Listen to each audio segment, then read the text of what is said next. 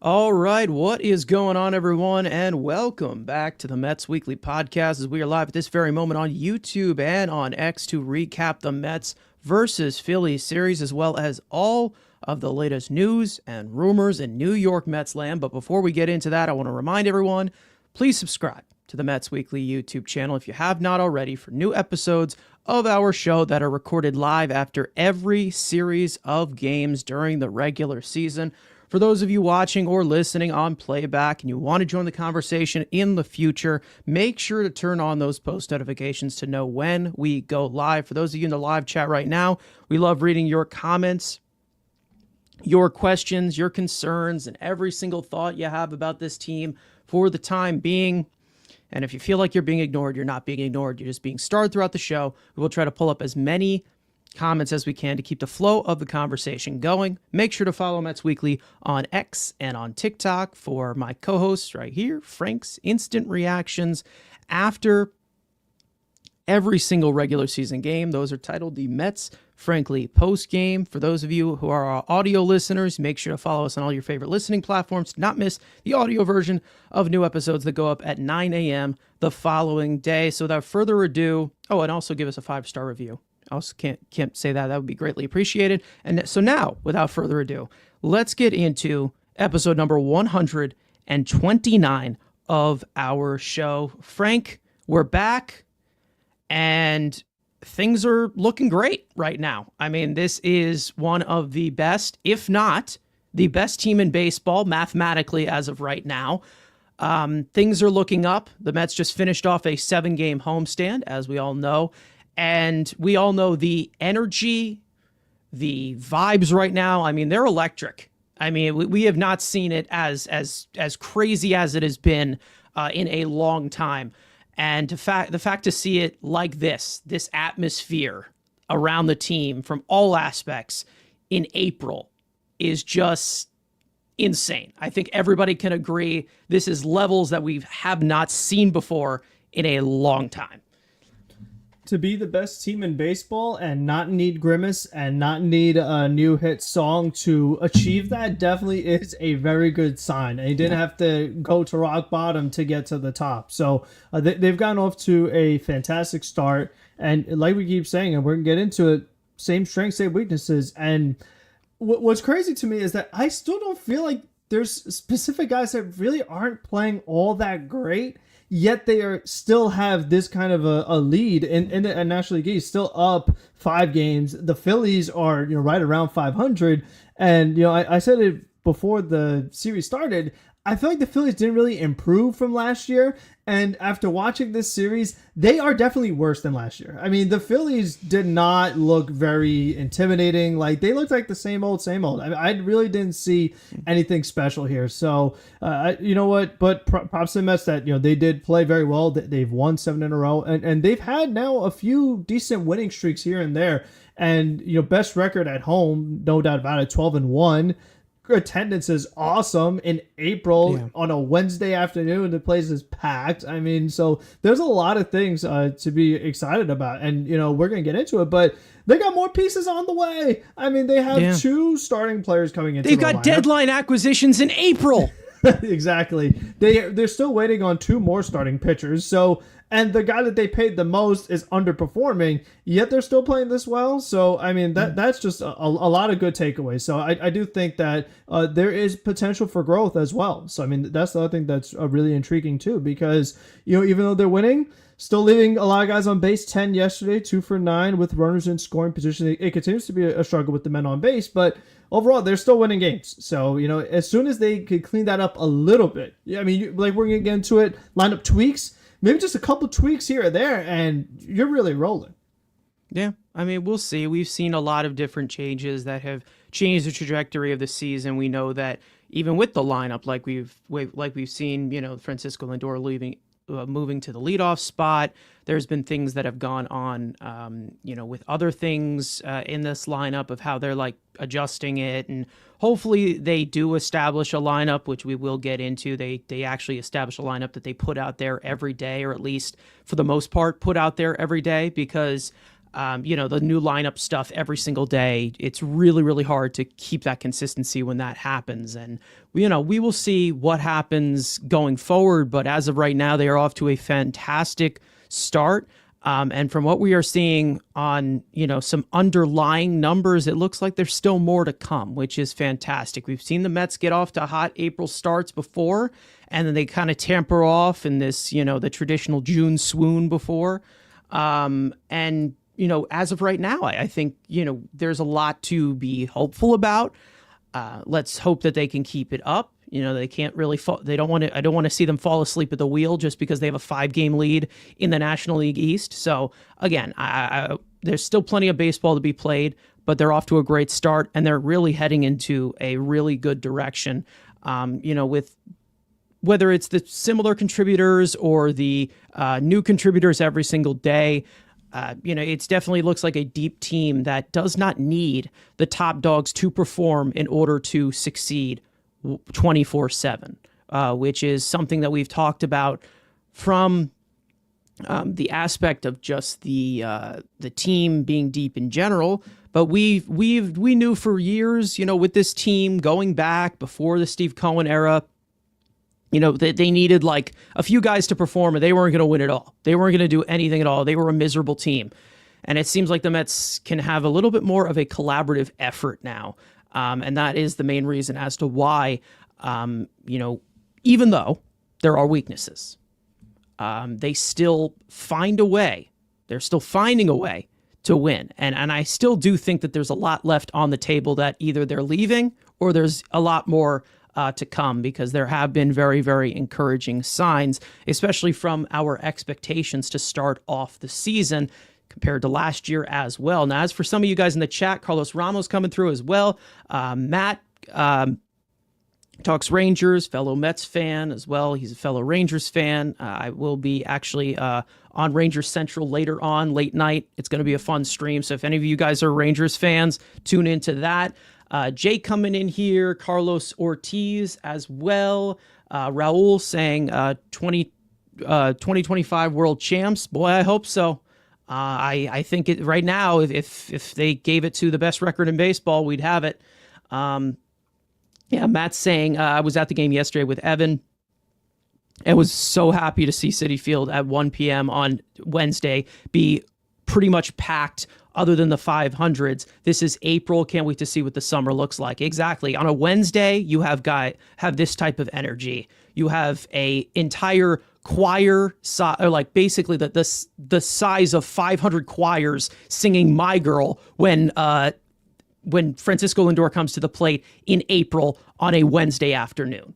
I mean, this is heights we have not seen before. And listen, the Juan Soto effect, could that be something that's bringing that in and bringing up the attendance or whatever? But also the team's good. The team has been playing some really, really good baseball, especially as of late. Because when they were starting off this season, first few series, it was a little sloppy. But I will say that in this homestand, definitely a more complete product of baseball that they played, especially in front of their home fans. And like you said, 12-1 so far on their home field. Another thing that we are not really, really used to when we have seen plenty of misery at Citi Field for its existence. Yeah, I mean, it had been around a long time, so and I've seen a lot of Mets baseball. But, like I said, to go up to the start, I mean, that's a really good thing to do. And like we said, that was the first time that at least they were playing a team record-wise that we thought was a top 10 team. Now the Phillies are one game above 500, so not so sure now. But a lot of stuff has stayed true, though. I mean, the pitching is still, what was really carrying this team. I mean, you're looking at, like, the final scores here. It's not like the Cubs were scoring 10 runs, every other day. Like, these are low-scoring games. They've thrown plenty of shutouts already, which they did not do until much later in the season last year. And it's just the pitching, it could take you a long way. I mean, when your offense is going to come and go, like guys are going to get in slumps, you're going to have hot streaks. There's peaks and valleys when it comes to players offensively. But if your pitching is consistent, it could take you a very long way. So I've been very pleased with the pitching. And like you said before, just like so many guys stepping up. I mean, even Brett Beatty was stepping up. Jose Azocar has done a good job in the games he's played. Like, everybody has had some kind of impact. Even starting Marte at the walk-off, even though like the season hasn't been good for him, the season has been good for Beatty, but they still had big moments that helped the team win games. So if you're getting contributions from everybody on the roster, Danny Young had a massive outing. I mean, striking out Harper and Schwarber. Like, we said that was the secret weapon against left-handed hitters, right? Yeah. It came true. It sure did. And they're not doing anything too crazy. Like, as far as the relievers, it's like Stanek doesn't have to work back-to-back days. Like, they're not, like, they're getting this record, and Mendoza is now being a little more aggressive with the starting rotation. We talked about last episode, but starters working deeper into games, throwing 100 pitches. Like, you know what? They're getting it done. I mean, just so many guys have exceeded our expectations, I'd say, definitely when it comes to the pitching, for sure. So it's been very pleasant. I mean, no way we would have predicted this, that they'd be first place by 5 games, best record in baseball, almost heading into May. So all that are very good signs. And like I said, I feel like some guys we know they're capable of being better. They've been better in the past. So this team, like, there still is, like I said, there's more room for improvement. That's the thing that's most intriguing. It's not like, oh, well, this is fluky. You just have a bunch of guys who are hot right now. It's actually quite the opposite. They have a lot of guys who are cold right now offensively, yet are still this productive. So I think it's actually very encouraging, the start, that they can actually be even better. Yeah. It's basically just holding it off, holding down the fort. And I've talked about it with the pitching. It's just like the goal is they need to exist. That's it. Just exist for 5 innings. Keep us in the game. Don't be a world beater. You don't need to be dominant. Just because Jacob deGrom was on the Citi Field mound for many, many years does not mean you need to emulate him, because he's gone. Pitching is different now. It's all really just about piecing things together. It is not about making it all look shiny. It's all really about just collaborative way, in depth, deep on this team. And obviously you want your starts to contribute, but you're also getting some contributions from other guys that maybe you didn't even expect, or you didn't even, you didn't even find a way, or maybe you didn't think that they would find a way to contribute on this team in any way. And they found a way to do it.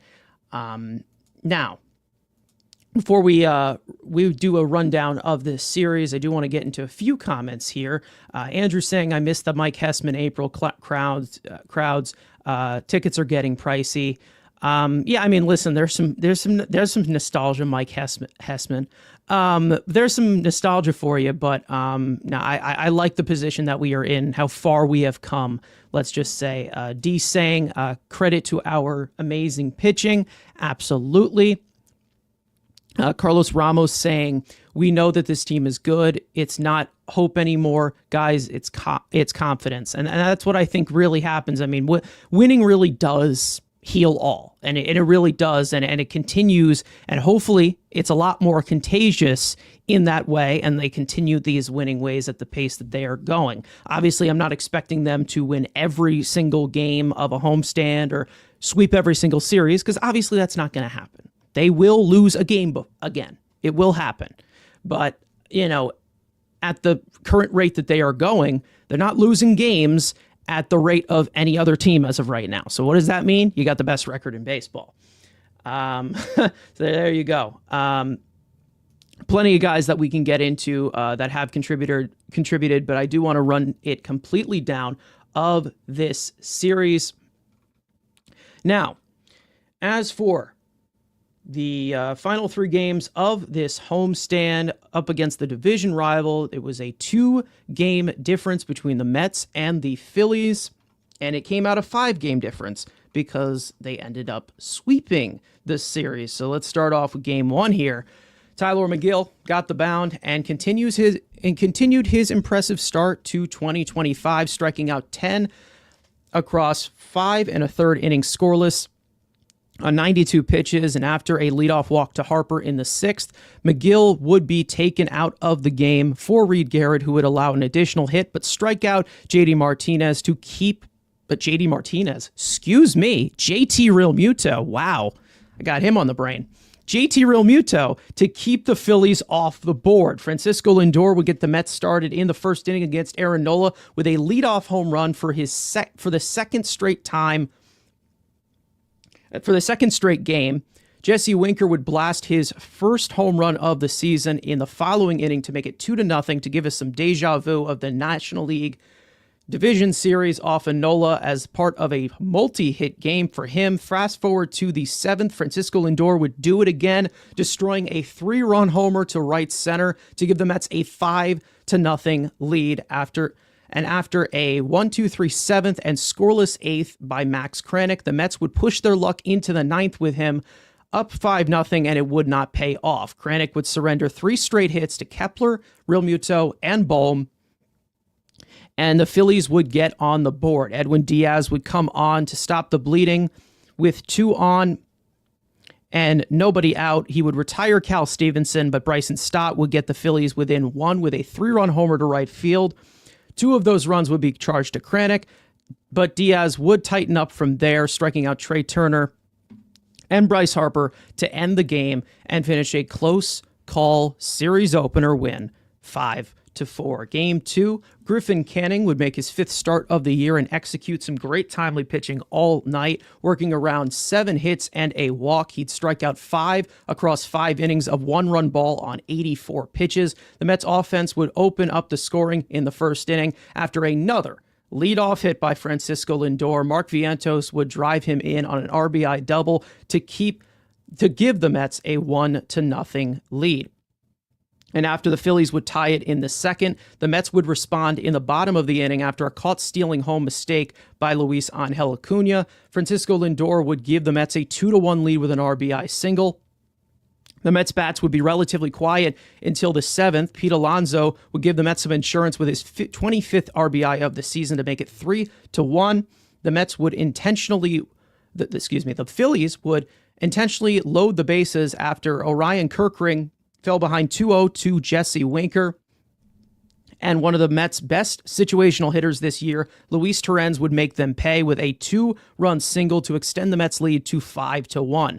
Another 3-hit game for Francisco Lindor, including multi-hit games from Pete Alonso, behind him and in front of him from Jose Azocar.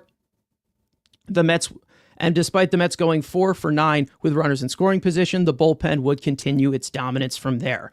Huascar Brazoban would toss a scoreless inning, working around a hit and a walk. A.J. Minter would toss a scoreless 7th with a strikeout. Ryan Stanek would walk 2, but get some help from Tyrone Taylor's arm and some boneheaded base running by Kyle Schwarber to erase it and put up a scoreless 8th, and Jose Budo would finish it off with a 1-2-3 9th inning to secure the series victory in Game 2, 5-1. And in Game 3, David Peterson would square off against our old friend Zach Wheeler. Wasn't as effective, but he kept us in the game. Huascar Brazoban would come on to get the final 2 outs in the 6th inning to close the book on David Peterson's day. 5 1/3 innings pitched, 8 hits, 2 earned runs, 1 walk, 2 strikeouts on 89 pitches. The Mets would get their only runs against Wheeler in the 2nd when Brett Baty, yes, Brett Baty, launched his first home run of the year, a 2-run shot to open the scoring.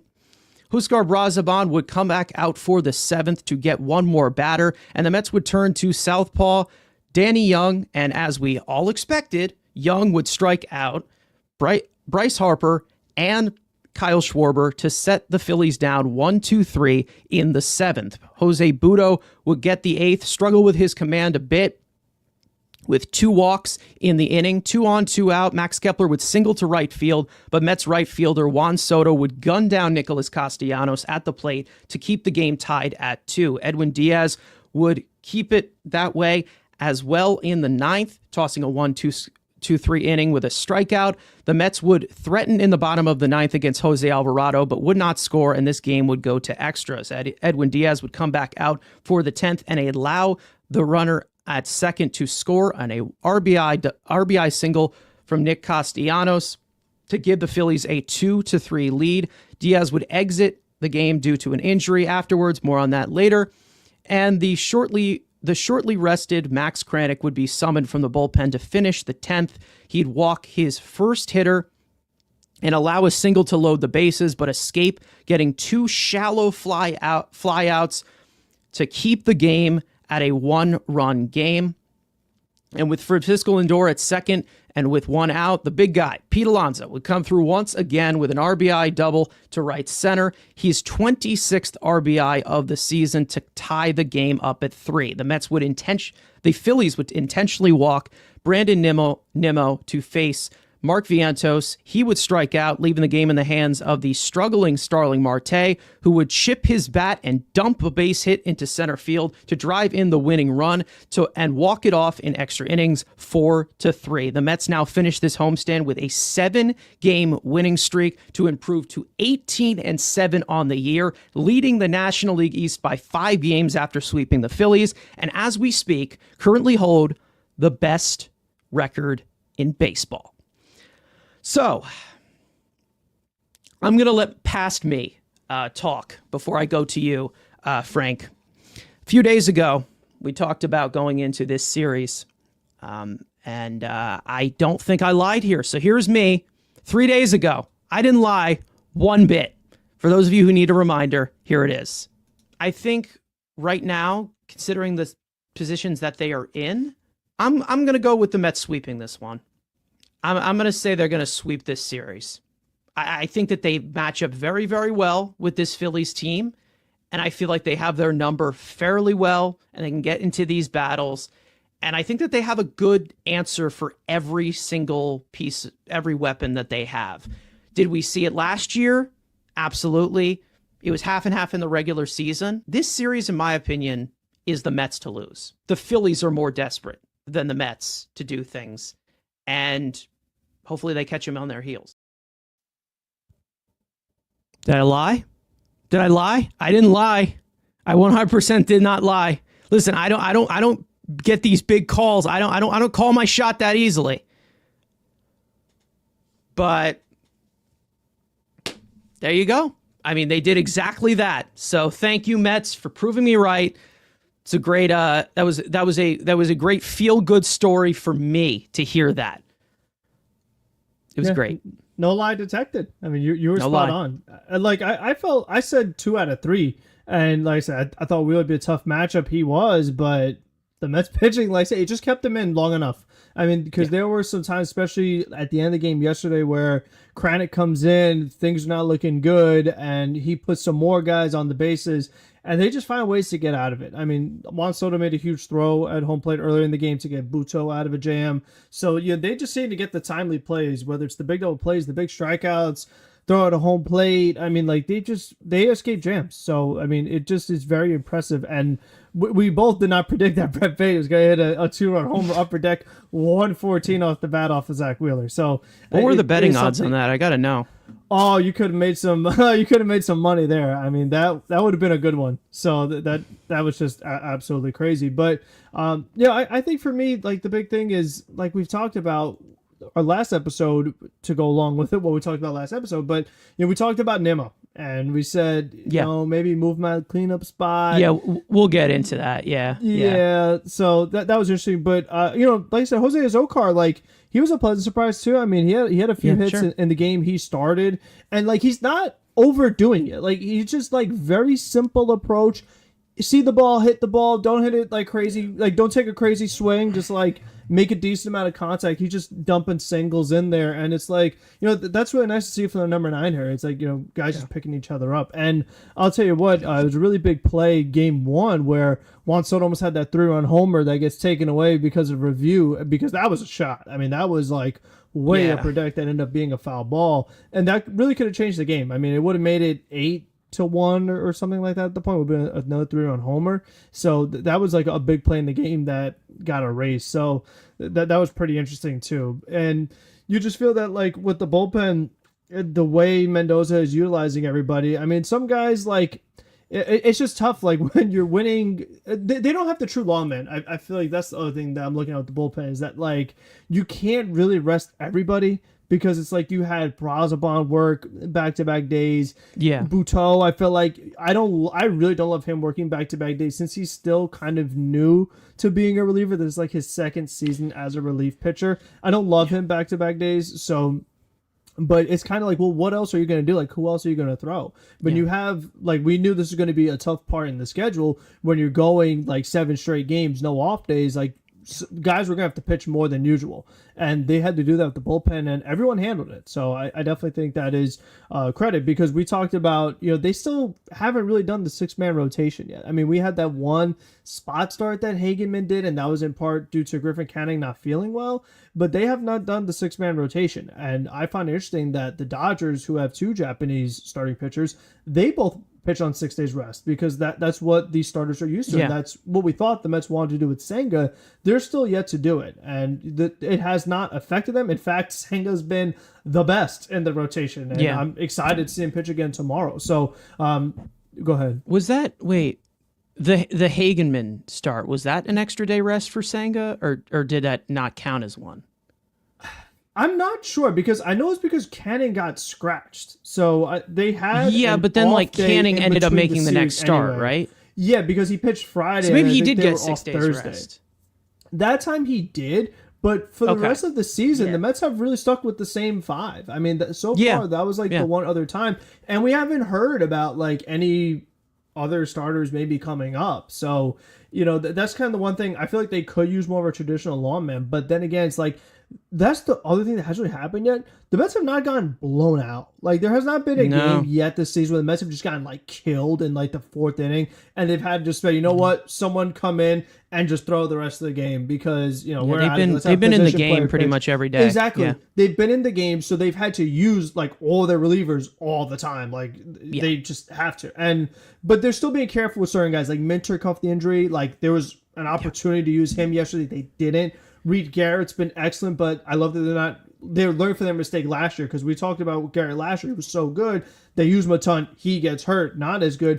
This year, they're being much more careful with him, and I really like that too. So it's been a challenge, like trying to find that balance of like, go for the win, but also keep everybody rested. Like, it's that constant battle. Like we said, you want to win now, but you also want to position yourself to survive the 162, because like you said, hey, we're best record in baseball. We got the 1 seed, but like there's a lot that goes into it to stay at number 1. So I really I found it interesting the way they've kind of handled it. And again, I like that the Stars being pushed just a little more, because that's how you're going to get this bullpen through that.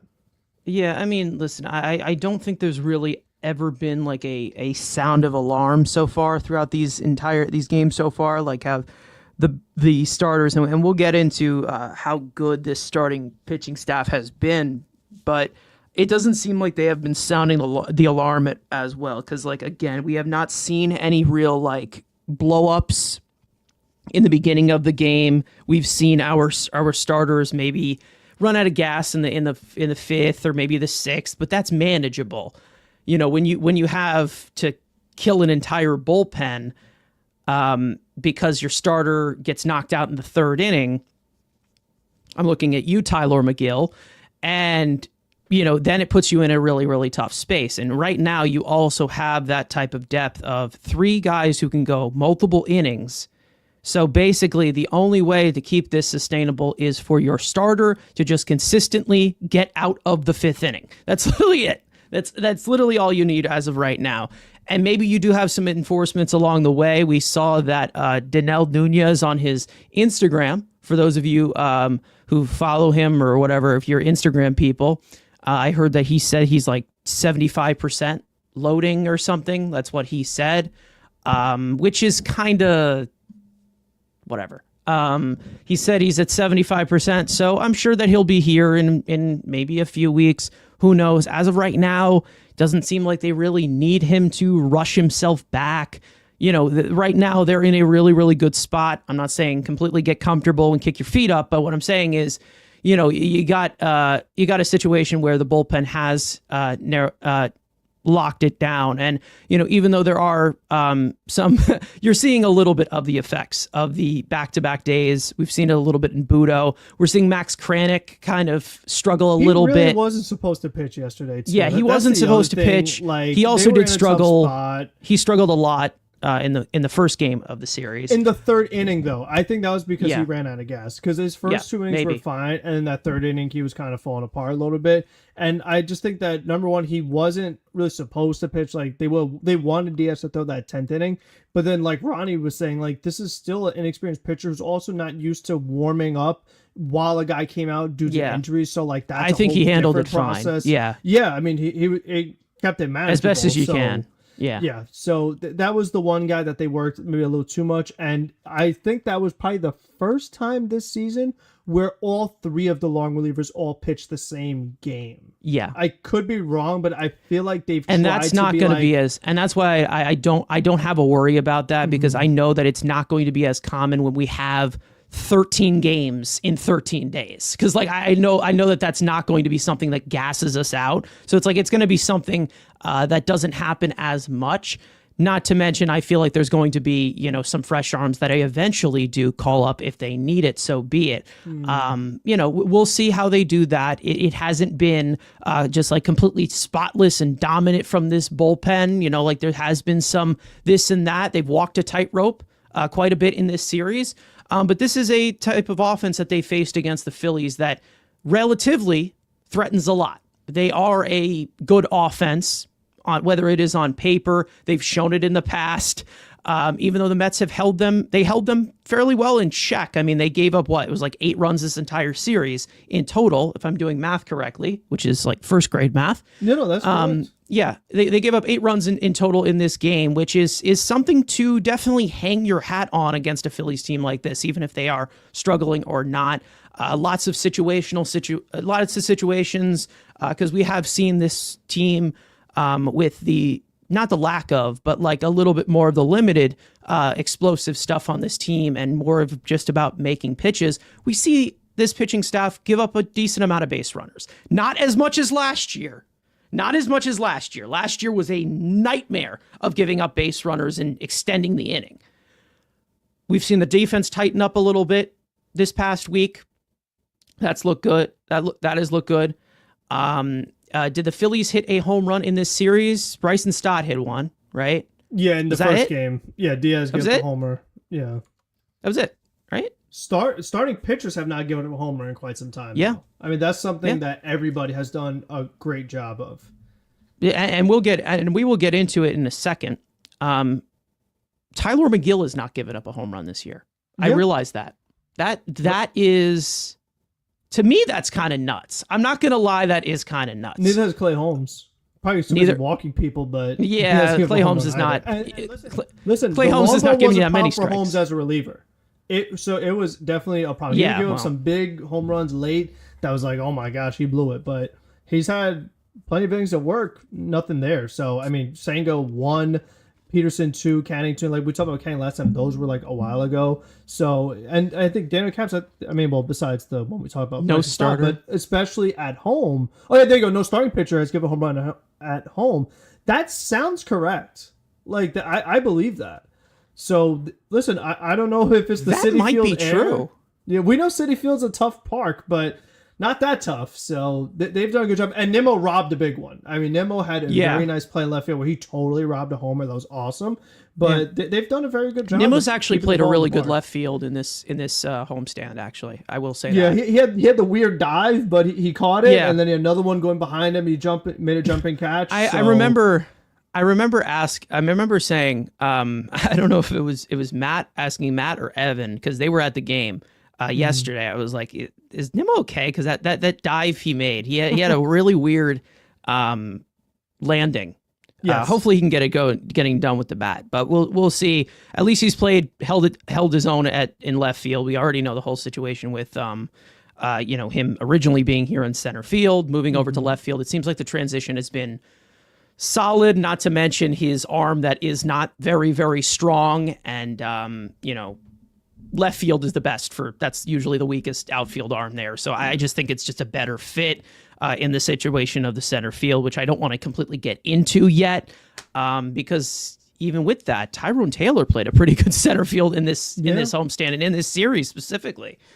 Yeah, I mean, they're doing the same thing with him, though. Like, they're playing him deep. So, I mean, I feel like that's just kind of the approach the Mets take with their outfielders. Like, they don't want to get beat over the top. And It makes sense. I mean, with the way the pitching has been, you give up some singles in front of you and you feel like they can get out of it, fine. But like if it's doubles and triples and things like that, it's obviously much tougher to navigate. So Taylor, it's like it feels like he doesn't have to go back very far to make some of these plays. Meanwhile, coming in, you're seeing some stuff fall in front of him. So that's kind of what I've noticed as far as the way they align the outfield. So all of that has worked. But there was another play by Nimmo where there was one that hit off the tarp and Karen, and it was like right to him. So the more experience he's getting playing left field at Citi Field, he's going to play those continuously better. So that's another thing too, is that like you stick with it and like you learn your own home stadium and you just kind of know where everything goes. So I think that's another very encouraging thing because you can make up for a not sufficient arm if you know where the ball is going to be and you can get it into the infield quick.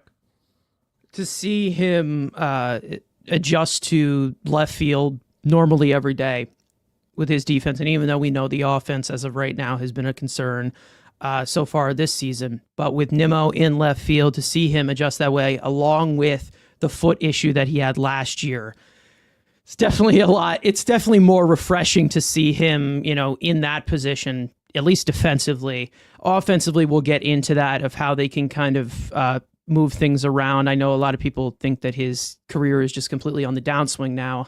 But I'm not yet there yet. Because there's other people that, we didn't have that conversation with and they're still here and one of them is set to return in DC. So anyways, speaking of this pitching staff, I do want to go into a little bit in depth of what this starting staff has done, because we did talk about the bullpen and the overall tools and the overall ways that it is being applied and how dominant they've been able to do and make pitches. But I do want to talk about this starting rotation, which by far, by a good margin, to be honest, compared to other teams, statistically, in just overall production, has been the best in all of baseball so far. And it does say much, especially with the concerns that either a lot of fans, a lot of analysts had, or how anybody was viewing this rotation. It was definitely coming off as a little bit concerned, adding on a little bit more, losing Manaea and Montas. But as of right now, they've used 5 pitchers as their starter. They had one opener with Oscar Brazaban. If you look at Mets starters, this is a dominant form. Who knows if it holds up? And to be honest, as of right now, this holding up, I'm not even worried about it not holding up because it really doesn't have to, because you can make these adjustments with other guys who are inactive as of right now. And of course, like the long relief in the bullpen, which has been phenomenal. If you look at the starter ranks, the Mets, even though we have seen standard 5 innings, 6 innings of these guys, they still are 6th in total innings pitched among starter staffs, which is actually pretty impressive to see, especially when we see these guys hit a wall in the 6th inning somehow. But they have been pushing and progressing in that way. They are first in strikeouts, in strikeout rate. They are 14th in walk rate, which is good compared to last year, which they were bottom 3 throughout the entire year.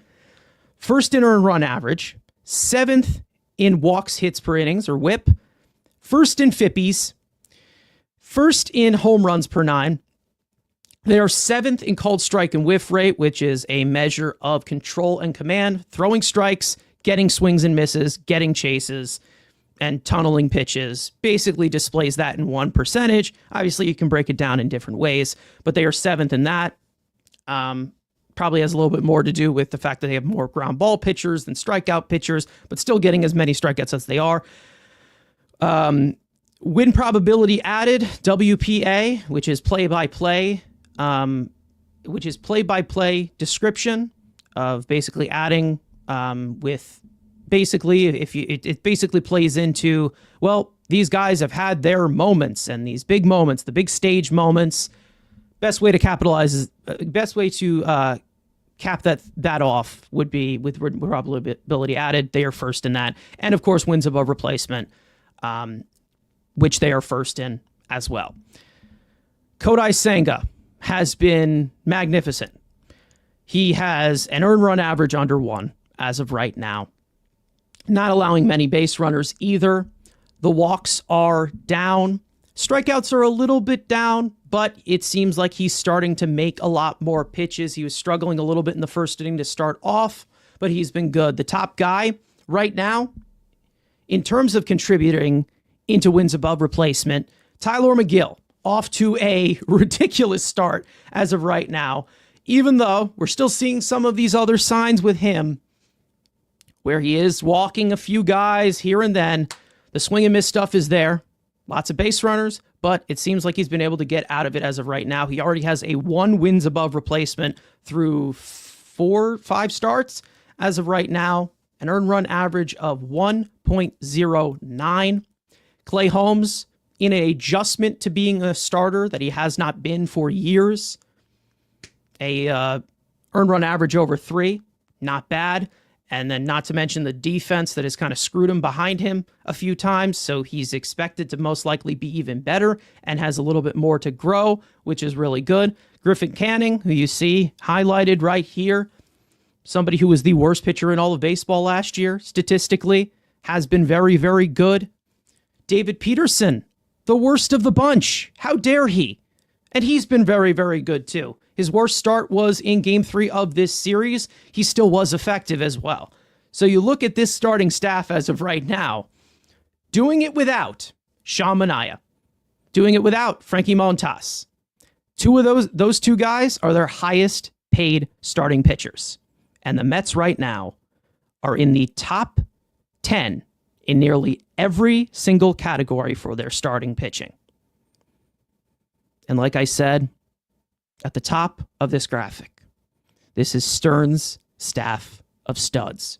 Because who would have thought, right? Who would have thought, right? Andrew, who would have thought? Not you.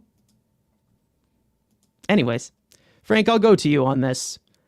We have seen some really good performances from this pitching staff day in and day out.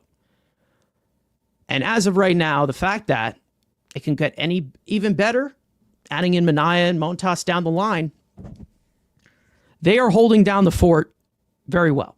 And I know that there were some concerns, but right now, I can say, even if you're like, oh, well, let's see how this holds up.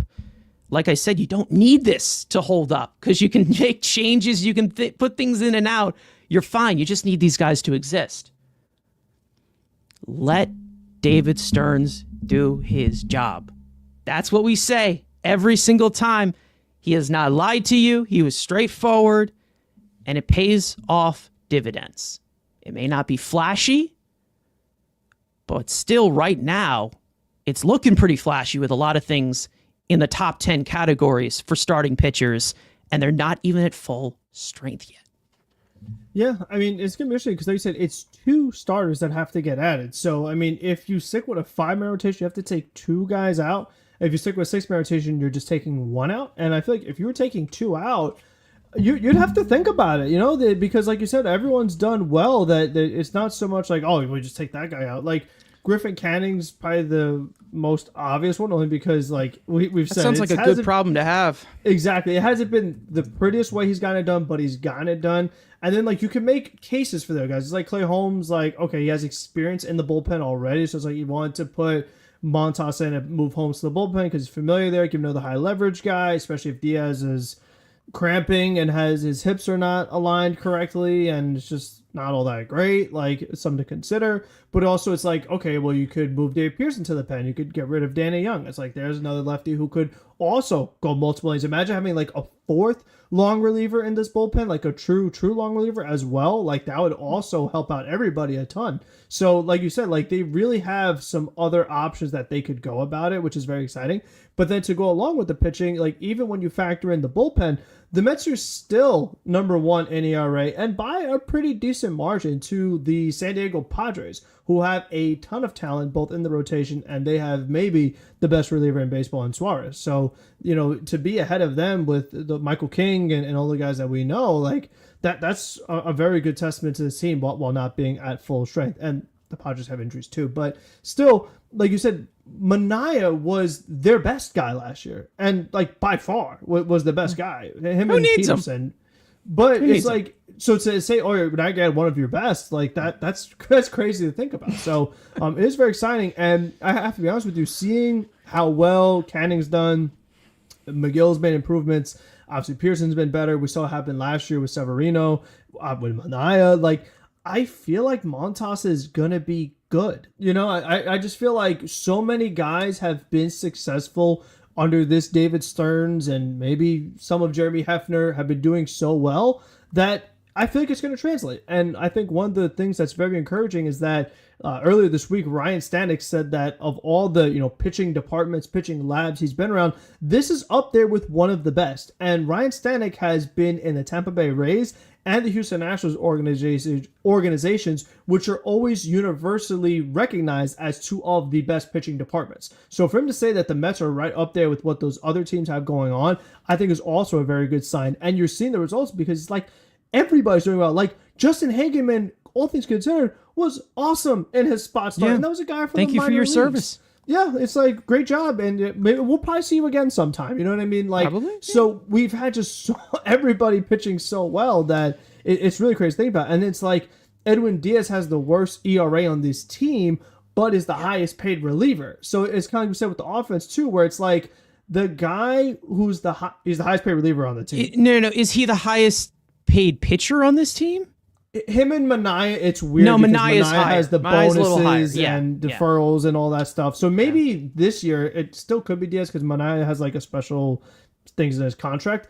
But still, it's like the guys that you're expecting to be the biggest pieces. Like if you're number one in ERA with Diaz at an ERA of 5, like that's a great sign because we've talked about in the past how many times was it like the only thing they had was Diaz. It was like, oh, let's try to get better to like get the bridge to Diaz to be better. Like we gotta set up Edwin Diaz, just get the ball to him. Like that's how the Mets bullpen was a couple of years ago. Yeah. And now it's just like now everybody's good and it's just Diaz that's struggling. Like it's the total opposite of what we talked about in the past. So I feel like that's another just really great sign. And the fact that you feel comfortable, it's like, you know what? If Stanek had to save a game, if Mincer had to save a game, if Garrett had to make a save, I feel good about it. I'm like, you know what? They can handle it. Like, if you brought them into ninth inning, I wouldn't flinch. I'd be like, all right, they could do this. You know? And, like, that wasn't the case before. Where it's like, oh, if we don't have Diaz, like, what are we going to do? So I think it's just a very good sign. And, like you said, Daniel Nunez, 75%. He was one of the 2 best relievers on the team last year. So you're also doing Probably without the him. best if he pitched the rest of the season. Yeah. Yeah, you can make the case for the best reliever they had last season. Doing it without him too. So I think, like I said, it's been really good. And there are certain signs and certain statistics that make you think it potentially could be maybe not so much better, but it's realistic that it could still be very good. I think that's kind of the big thing for me. It's like you don't want to be like, oh, well, it's unsustainable and they're going to regress and it's all going to be, oh, you know, whatever, it's a fluke. Like, it may not be as good, but it's still going to be one of the best. And I think that's kind of what it comes down to. So if your pitch, like I say, if your pitching is doing that, it goes a long way. I mean, pitching is one thing that travels. We know, oh, it's the cold weather, the ball's not traveling. Oh, well, the wind, you know, like there's always an excuse for hitting. But like with pitching, cold, warm, rain, dry, like if you have good pitching is good pitching and it will travel anywhere. It will handle any element. So I think that's kind of what you want to be built on. And it's always going to make you very competitive and a very good team. And you know what? They're in first place right now. And I think a lot of it has to do with the pitching because when we get up to the Nationals, like, listen, Nationals got a ton of talent. Their bullpen absolutely stinks. And they're the worst in all of baseball. Yeah. Worse than all of baseball. The Phillies bullpen, well, didn't look too great yesterday. Yeah. Braves bullpen's been Lackluster. off. Yeah, I mean, Braves bullpen's had some big blowups. So it's like these things go a long way. So, you know, other teams could have hot bats and more talent than you in certain positions, but you got the best pitching, you're going to be in there with anybody. And then anything could happen once you get there, as we know. So, and like I said, if the hitting, I think that, like, that's the thing that's probably most exciting is that if everybody, it's an if, but like, the guys that we expect to be really good, everybody does that. You have a great team, all around great team. Hitting, pitching, you have everything covered. So just be. They've paid a lot of money for it. They've put a lot of work into it, and you know what? They've brought in David Stearns, and they've made plenty of changes to their pitching, obviously. But they have all the ingredients to be really good down the road, and obviously good right now. Yeah, obviously, with this hanging up game for War saying, I've seen some flat fastballs down the middle from McGill. McGill's been hella lucky. I think you're talking about a slider. You may be talking about a slider because he does have a harder slider that's kind of like a cutter as well. His fastball is actually one of the best on this team. But yeah, no, he sometimes leaves some shit over the middle. I mean, it's really just all about consistency with him. Even just looking at the entire pitching staff of Carlos Ramos saying, Ryan Stanek wasn't the flashiest move, but it will end up being one of the most important moves we've made. I mean, you guys know how pumped I was about the Ryan Stanek addition. I've wanted Ryan Stanek for multiple years now. The guy can pump complete gas. Not to mention he has really good secondary stuff. Doesn't use it that much. And he attacks hitters in that way, and that's the main reason as to why you can put him in against left-handed hitters and right-handed hitters because, hitting that spot, he's good. And obviously, these guys can be wild. That's the main reason as to why they are starting their relief pitchers. But I mean, it's great that you can see that compared to previous regime's worst, David Stern's worst is, well, Danny Young's been really has had a few bad outings, but then the worst, if it's Danny Young, that's the same. I mean, this is also the same guy that just struck out Harper and Schwarber yesterday. We would have five Danny Youngs in the bullpen. Like, it was like everybody was basically Danny Young. We had Yohan Lopez, Andrew Smith on the same team at one point. You know what I mean? Like, you could go down the list of like so many just brutal arms that the Mets have thrown out there. At least it's getting better every year. That's all that really matters. It needs to get better every year. It's not like, we got to fix this completely. Just get better every year. It's about progressing. And the Mets have also, like, a lot of people don't talk about this, but the Mets have also made plenty of those 2-year signings. Like, they have guys on the way next year who have been, like, really quality MLB relievers who health is always, like, iffy. But, like, those guys come back, too. It's like, we have more guys on the way that we signed who are good pitchers. Like, so I like that they're, like you said, not just selling. It's like it's going to continue to improve as well. And this is the thing I have the most confidence in Stearns to continue doing. Yeah, that's the main reason as to why I don't like the plug-in theory of, you see things at face value and you're like, oh, well, why are they doing this? I think the thing is that if there's things that they can apply here, they're going to 100% figure it out. And they're not going to do some things as to really, full on invest into it. Because just pitching, it's a lot different now, and they're going to have to adapt to that in that way. It's not really just like, give me the shiniest arm whatsoever. I mean, that it's so unpredictable that you just need a bunch of arms that can exist or do something, have the upside of something, and then cut the cord if they don't. I mean, that's pretty much it. No, I was talking about his four seam, no movement, no rising fastball. That's just high on velocity. But he has been hit for home runs in the past. I'm not sure where you're going with that. He has, like his fastball has like over, what is it? Like almost 19 inches of induced vertical break. So, I mean, I don't know if it's just him being tall and it just looks like it's being plopped into the zone. But he hangs a lot of sliders. I will give you that. He does hang a lot of sliders. There was that cutter that he ditched because it was horrendous. Yeah, he does not throw the cutter anymore. No, he doesn't. He doesn't throw that anymore. The only pitch that's been left over the middle is the slider. I mean, the fastball is like up and into the righties, up and away to the lefties. Like he's locating the fastball up. Yeah, and unfortunately, his sinker is up too. I know he's talking about him being like a sinker ball pitcher. He should try to keep the ball low. Understandable, but he's mostly using the four seam. Like almost 50% of the time is the four seam fastball, and the rest is mostly slider sinker. It seems like he's going more to sinker when he's pitching from the stretch, which is good. I do like because if he locates it, he's gonna get a ground ball because he's struggled to keep things on the ground before. So he's been maybe, I don't know, since his debut, which was in 2021, he's been maybe like, I don't know, 17 different pitchers. So it's like Yeah, so it's so hard to articulate what he's actually going to do because we all know that there's going to be some kind of adjustment, and I'm not ringing the bell yet. I've always been someone who likes the upside of Tyler McGill, but the execution has just not been there. And so far this year, we're seeing it. We're still seeing some of the issues. But again, even if he does get taken out of the rotation, you can replace him with somebody else. We didn't even mention Paul Black. Never mind. Oh, I mean, there's a reason for that. Yeah, there is a reason for that, and I will actually get into a reason as to why that, and I will flip it over to you, Frank, for the all right. Nice segue. Injury report here. And as we all know, we have two guys who are going to be returning with us in D.C., and then we will get into how we will address in that way. So, Frank, the floor is yours. Here's the injury report. All right, so we are starting it off with Jeff McNeil. Mets second baseman played center field for AAA Syracuse in his final rehab game on Wednesday. The 33-year-old former All-Star is expected to be activated tomorrow night versus the Nationals. McNeil has been on the injured list since mid-March after suffering a minor oblique injury during spring training. Francisco Alvarez, Mets catcher, caught 9 innings for AAA Syracuse on Tuesday night for his final rehab game. Along with McNeil, the 23-year-old expected to return from the injured list tomorrow night in D.C. Alvarez has been recovering from surgery that he underwent in mid-March to repair a fractured hamate bone in his catching hand.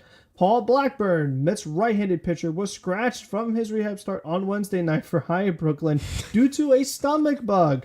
Originally expected to return before the end of April, Blackburn is currently on the 15-day injured list due to right knee inflammation he experienced right before opening day. Edwin Diaz, Mets closer, exited Wednesday afternoon's game in the 10th inning after 3 disengagements on the mound.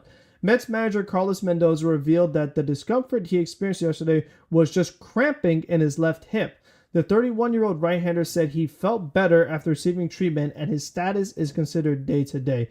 His availability for tomorrow is to be determined. So it was just a whole weird situation with Diaz. Yeah, that was odd. We can get into Diaz in a second, but I'm just sorry for laughing with the Blackburn stuff. But it's just like it seems like every week. Like he's the guy. No, he's the Blackburn. He's the guy when it's like you need him, something always comes up. He's just like, oh, wait a minute. Oh, I don't feel well. I can't come into work today. Like this guy, every time he's about to come back, he has something. Like, how many times have we said, oh, setback, oh, this, oh, my back, oh, my knee, oh, my stomach. Like, what's next? Is Pinky? Like, his Pinky is next, right? It's got to be. I'm calling it. It's going to be another weird thing. Like, this man does not want to pitch. Like, they gave him $6 million. They picked up the club option, and he's always got a reason to miss a start. He always has something. Well, he had like a toe injury before we traded for him. He did. That's right. He did. He sure did. I'm trying not to make it so light because obviously like injuries suck and pitchers go through stuff like that. But it's like the stomach bug stinks, but it's not an injury. Yeah, Blackburn, but it's like of course he's the guy to catch it, right? Yeah. I mean, of course he's the one to have that. But this is what we've been talking about. Like he still hasn't done a rehab game yet. Like this guy is still like more than a month away. He had one rehab outing, but it was like 1 inning. Yeah, so that's nothing for a starting pitcher. Like that's literally nothing. Yeah. Like and they said they want to stretch him up to 75 pitches. Exactly. So he's got a ways to go. This is a in terms of like the I don't know if it's like the strength and conditioning of your body or his overall immune system.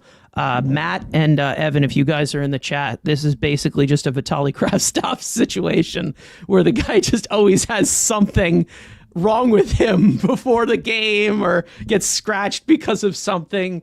And he gets, he's always got some kind of ding up in that way.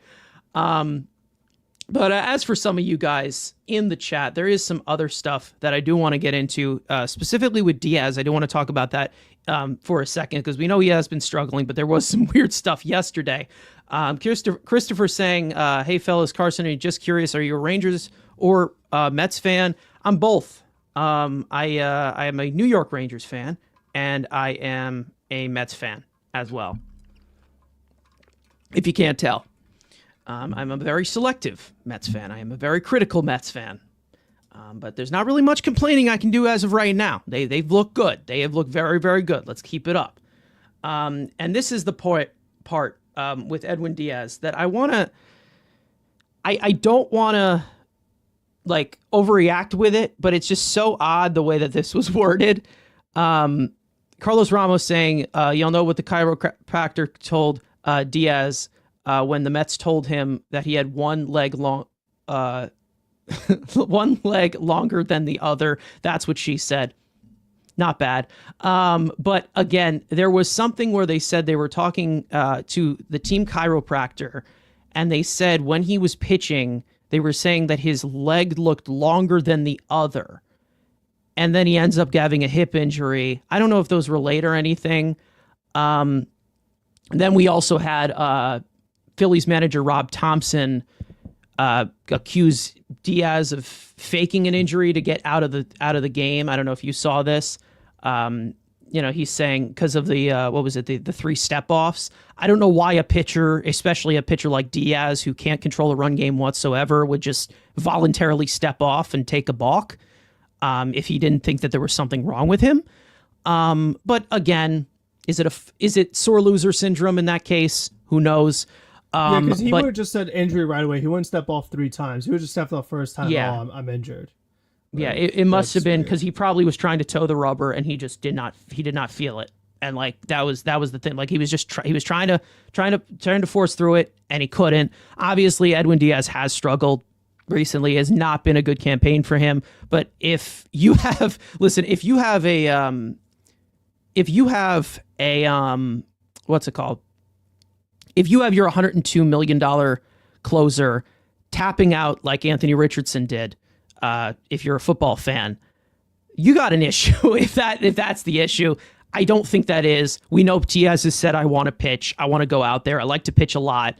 So that I feel like is just more of maybe some frustration from Rob Thompson, because one thing I will say, the umpires were definitely a little bit rough on the Phillies. He had a rough day yesterday. I mean, they had Thompson a rough day. Had a rough they day. did. Thompson had a rough day. He wasn't happy. But it was a weird situation.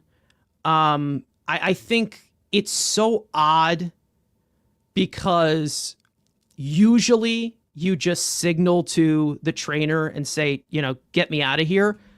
But it was also weird to see that it was just a cramp in his left hip, because usually when a player pulls the plug like that, usually it's an issue. We saw, Max Scherzer say, I'm done. I'm out of here. What was that? It was like one in a start, and he ended up being right and being out for like 3 months or something. It was in 2022, and then he came back. But, usually when you see the pitcher pull the plug like that, usually it's serious. And to see it just be a hip cramp, I don't know. Maybe it has something to do with one of his legs being longer than the other. I don't know if they maybe cut off one of his legs to kind of even things out there. But anything that works and anything that helps Diaz to gain a little bit more of the consistency would be great. Just a very odd situation. Let's just say that was very odd. I don't think we've seen that since they started keeping track of disengagements. Very weird, very odd. I don't know what your takeaway is on this, but I don't want to say it's controversial, but I'm just saying, and Diaz has had his controversy, but I think, to be honest, added to another page of the tenure of Edwin Diaz with this team. Yeah, I mean, the timing was weird. Like, the whole chiropractor thing and hip thing happening, like, within basically a day of each other. Like, that definitely was a bit of a coincidence, because, like, we've seen Edwin Diaz throw 100 times for the Mets and never had hip cramps or anything like that. I mean, we've seen a lot of Met pitchers, no one had hip cramps. Like, this is, like, hip cramps are just not something you see from baseball players. Hamstring cramp, other cramps in general, abdominal, fine. But hip, not really a common one.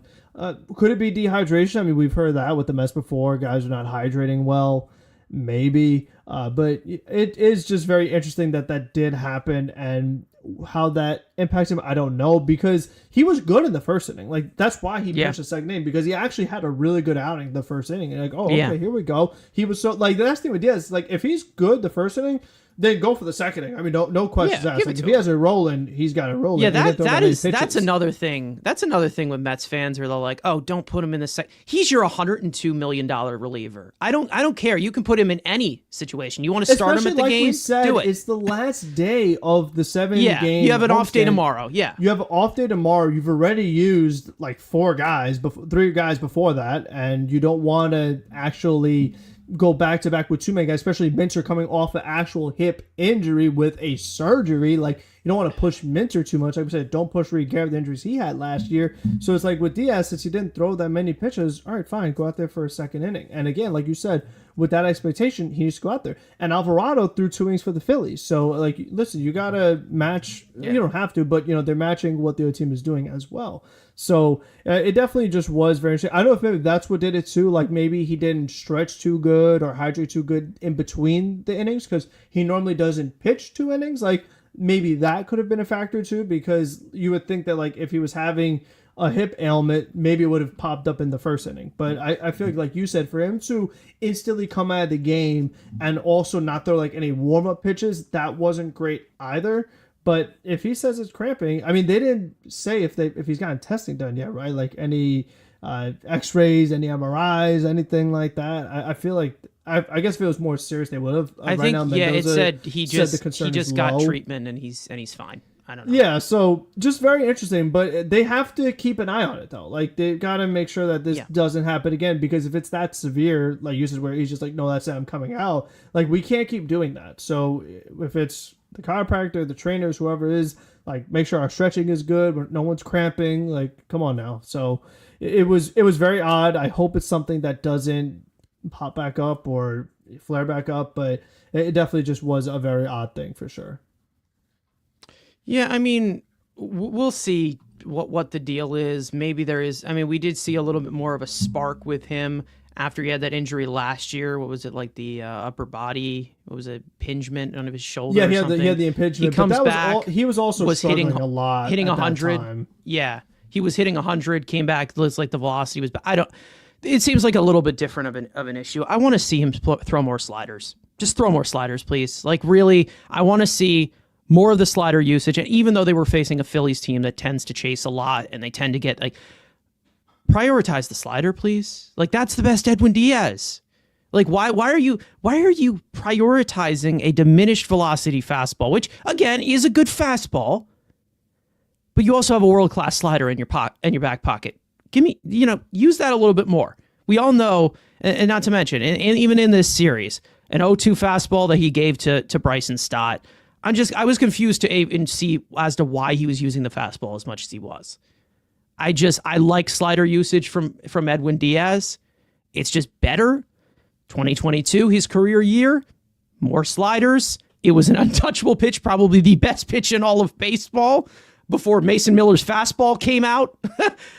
So I think at some point they're going to have to make some out of that adjustment, because I'm seeing way too many of the fastball usage. And when you have a little bit dip in the velocity and you miss, like he usually does with his command of his fastball, because he has more command of his slider, always has, you're going to be volatile. And we're starting to see that. We're starting to see hitters hunt fastballs, and they shouldn't. They should be expecting to be absolutely destroyed by his slider, because he's still destroying people with his slider. The discrepancy between the swing and miss numbers between his slider and his fastball are, I mean, like they're quite a gap. They are quite a gap as of right now. Obviously, he's not as effective as he used to be. We know that he's not. I mean, but like, he's still almost a 50 whiff percentage on his slider. Use it. Use that weapon, please. Use it. It's lethal. It's disgusting. Correct. Diaz struck out Harper on 3 straight sliders. Use it. Use that slider, please. Use it. Be awesome. Yeah, like you said, I mean, the fastball is down like 3 ticks from 2022. So, and like you said, in the slider, he was using 57% in 2022. It's down to 46% this year. So there definitely is a difference there. And he, like you said, he had way more success. But not only is the fastball velocity down, but the slider velocity is down too. I feel like maybe he's just a little more afraid that like the slider, it could hang over the plate and he just doesn't want to give up the long ball.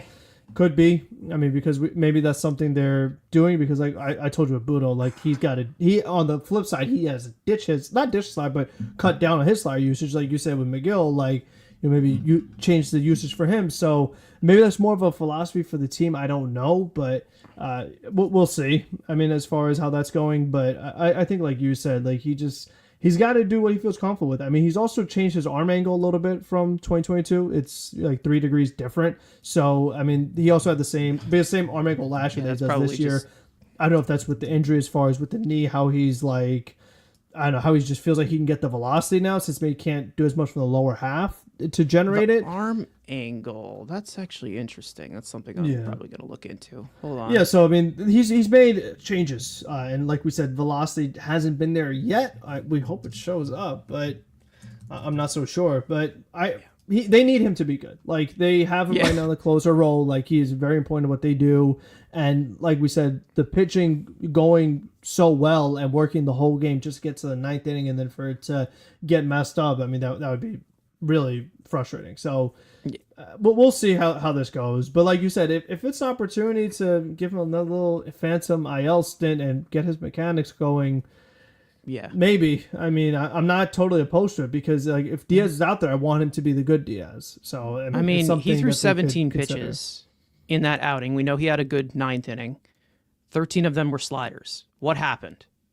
He was able to retire the heart of the order. He was like, who did he face in the 9th inning? It was he faced 3, 4, and 5 or something. The best guys for sure. He led off. I think he led off against Castellanos. No, I'm sorry. The last guy I faced was Harper because Harper was the ghost runner to start the 10th inning. So he faced probably top of the order. So he faced Trey Turner, and then Bryce Harper was the runner for the 10th inning. The intimidating Trey Turner. Yeah, and they obviously faced Bryce in the 10th as well. I mean, the 9th. Yeah, he faced him. One more take along with this obviously, like I said, with Trey Turner. I said this on Twitter, and I'll say it again. He is the least intimidating hitter to ever be considered a star in this game. Every single time this guy comes up, I'm okay. Like, I'm pretty sure he like tied the game in game 3, whip-de-doo. But like, this guy has no dog in him. He has no dog. He just has none. Can we all agree? Like, he's just not intimidating at all. Like, he does not, like, remember, you know how like when somebody like Jordan comes up, like you're like, holy shit, like I'm about to shit my pants.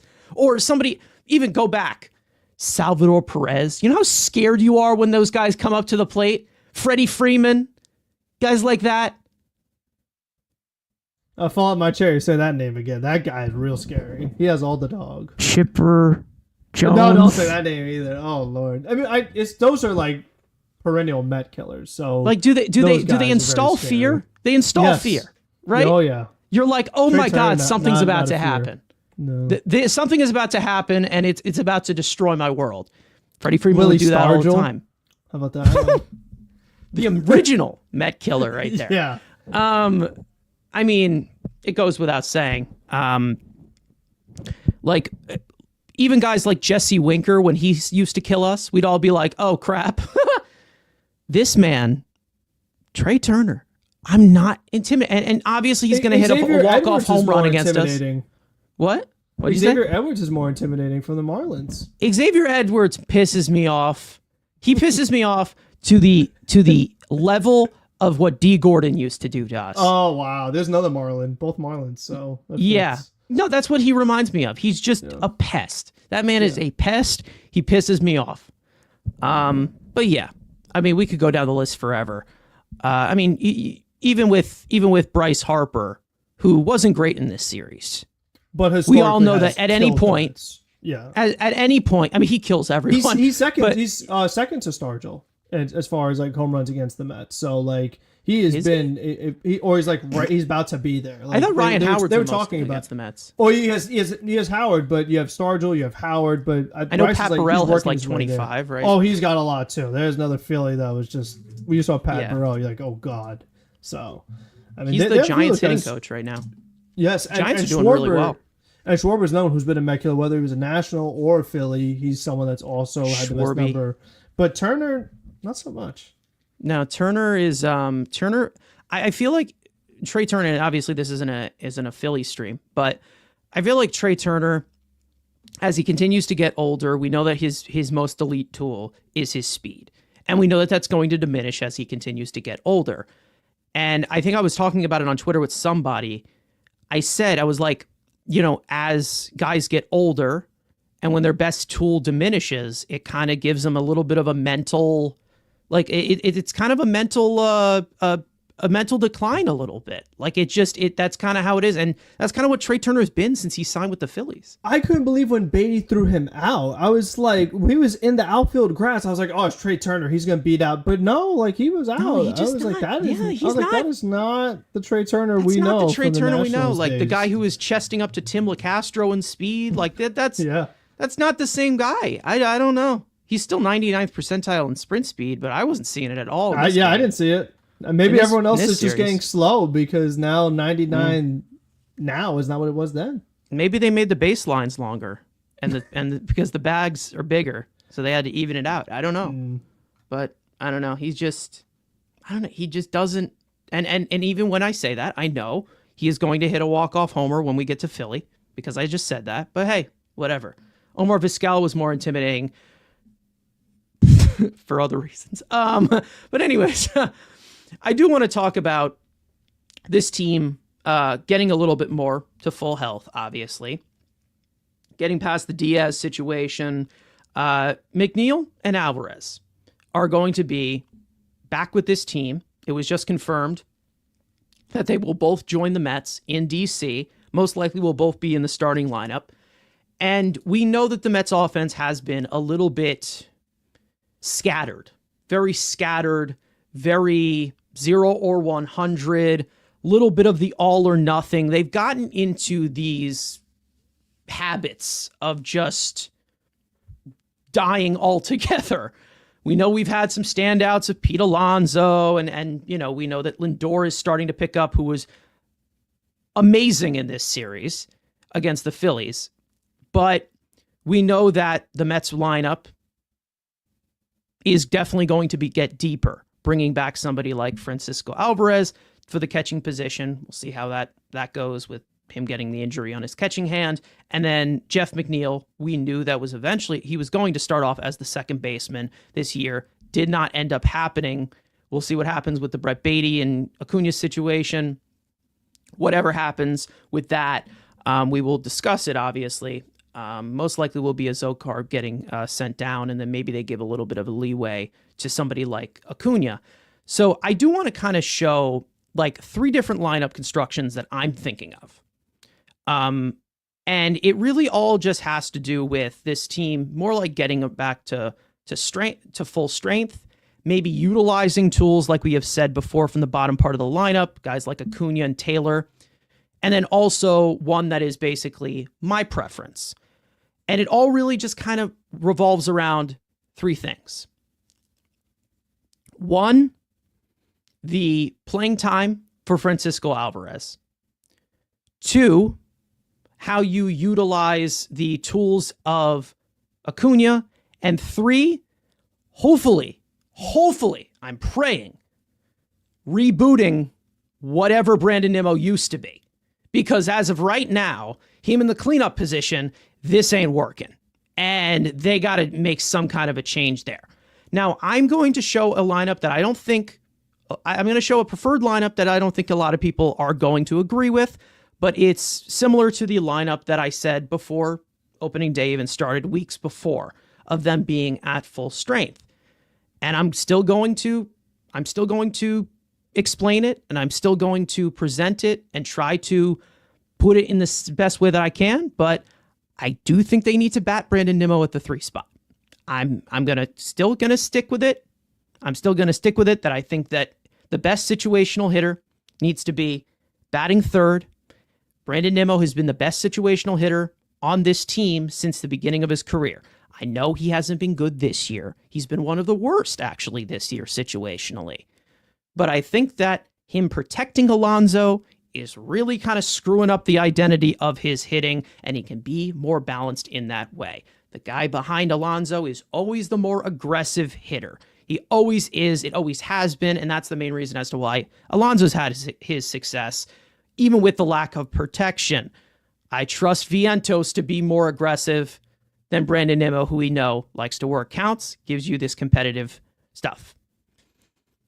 Guys like Winker, I prefer to DH, even against left-handers, even with Marte getting the walk-off hit. I don't care. Francisco Alvarez back in there. Jeff McNeil, can't believe he's in preference as of right now, but I mean, it's basically just accepting fate at this point that he's going to be the starting second baseman. And then, of course, Taylor in center field. You could put Acuna in center field, with the tools and maybe move Nimmo down, split the lefties, split the righties in the bottom part of the order. Then there's also the thought of just one that I'm just calling a number 9 refresh, where you put Nimmo in the leadoff spot and you let him be the Brandon Nimmo he was before they put Lindor in the leadoff spot, which maybe it affects Lindor. Who knows if it does affect Lindor? Maybe it might be a little bit better for him because he's just has Juan Soto behind him now and he doesn't have a different type of hitter behind him. But I think it really all just has to do with the flaw protection. It's not really power protection or this or that. It's about the flaw protection, creating the most damage, and having Nimmo behind Alonso. It just can't. I don't like it. I said I don't like it. And yes, it seems like a guy who's a fish out of water here. But when it comes to Pete like Alonso, a Nemo fish out of water, like a Nemo fish out of water, we can't find him. And we just have to keep swimming.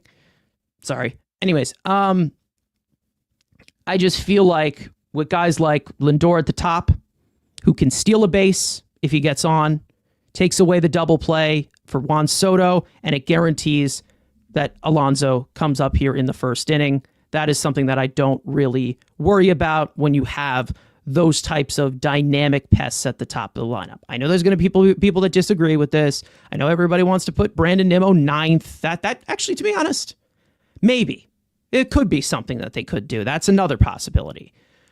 But the cleanup position, no thank you. No thank you. I'm good. Vientos is a better cleanup possibility. Alonso's a better possibility in cleanup. Even Jesse Winker has done well in the cleanup spot compared to somebody like Brandon Nimmo. And also one thing that I want to see the Mets do, no matter what, find a lineup that works and stick to it. We have a new lineup every goddamn day. Please, for the high-profile stuff that you face now, you need something for a certain rhythm. And they're not doing that. They just constantly have a different lineup every day, which bugs me. Different story. But again, offensive consistency, different look of this. Everyone has their own take on it. It's fine if you do. If you disagree, that's fine. But I think that Nimmo, best suited, I think would be really good in the 3 spot and would get a lot more pitches to have a competitive AB with somebody like Alonso on deck behind him and him not backing him up and being a cleanup hitter, which we know Brandon Nimmo just isn't. Even though I think he's improved a lot as a hitter and his power's gone up and I do like him as a hitter, it's just not the greatest position for him to succeed, in my opinion. Frank, I'll go to you on this. Obviously, there's so many different combinations you can make because the lineup is deep. It definitely is. But yeah, we'll I was gonna say to a certain extent it is. I think my bigger issue is like they still have to figure out as far as like who's batting behind Alonso. Like in these examples, you have Vientos, and in an ideal world, yes, like that makes a ton of sense because of Vientos' prolific power that he's capable of. However, we haven't fully seen it this year yet. And as we know, Brendan Nimmo has really struggled with runs in scoring position. At this current point, he's 5 for 38. He's hitting 156. However, Vientos is even worse because he's 2 for 30 with a batting average of 083 with runners in scoring position. So if your reasoning for moving Brandon Nimmo out of cleanup because he's getting a bunch of opportunities hitting after Lindor, Soto, Alonso, and he's squandering it, to then put Vientos in that role instead, I don't think that's going to solve that issue.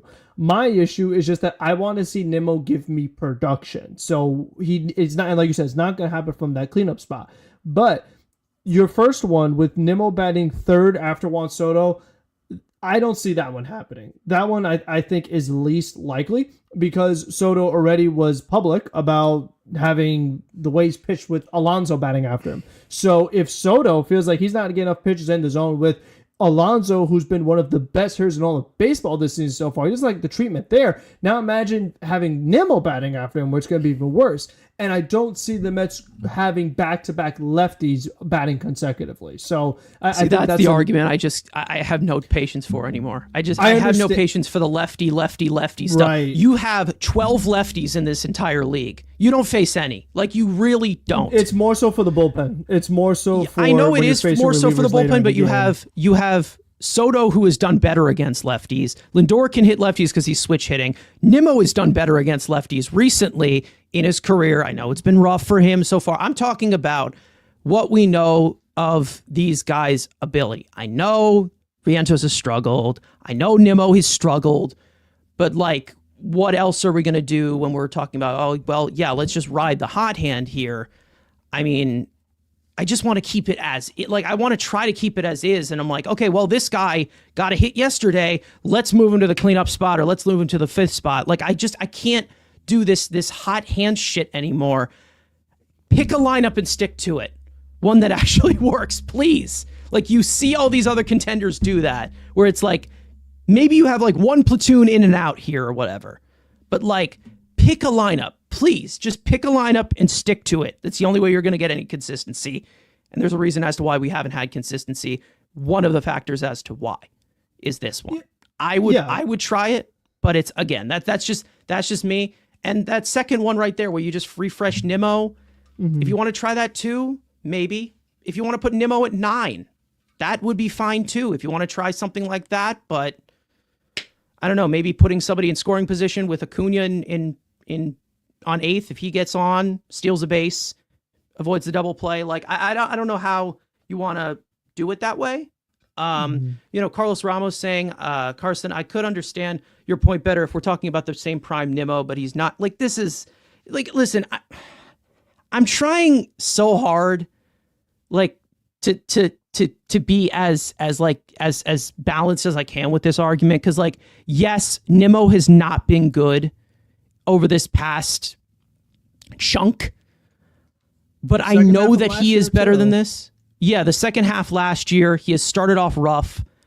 I'm trying to give it the benefit of the doubt here because I still think that an underlying way, there still is a good hitter in there.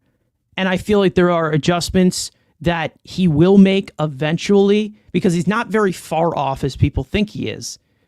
But to say that he's on the downswing now, I'm not ready to declare that. Maybe people are.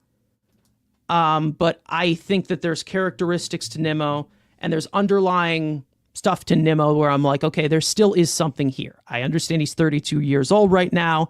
He's older than he used to be. We know he's different now. There's a lot different of a look, but I think there is something that can age well, and that is his eye at the plate that hasn't been on display. And that's the main reason as to why. I feel like he's in different situations because of how good Alonso has been, and now that Lindor is playing really well too, and Soto, despite his struggles, he still gets on base. Like, it feels like a majority of Nimmo's at-bats are with men on base, so he can't have that approach of, oh, let me just try to draw a walk, let me let pitches go by, because generally speaking, when you have runners on, the way I say it is, if you're aggressive, the only way those runners are going to score is if you swing the bat. Like, I mean, like the runners aren't necessarily going to score themselves, so you have to be a little more aggressive. And for me, I think with Nimmo, it just feels like his quality contact's all over the place. Like sometimes he's grounding out, sometimes I said fly balls to left field. Yeah. I just feel like he's hitting the ball and it's going like all over the place, and like nothing's consistent there and like doing well. So it just has been very interesting that's been what's going on with him. But I think too, like you were saying, like, oh, well, you know, if someone gets a hit, they have to clean up. No matter what, it's like if you're hitting cleanup or 5, 3, like you're going to be the player that has the most opportunities with runners in scoring position. That's the way it's set up right now with how this Mets team is set up.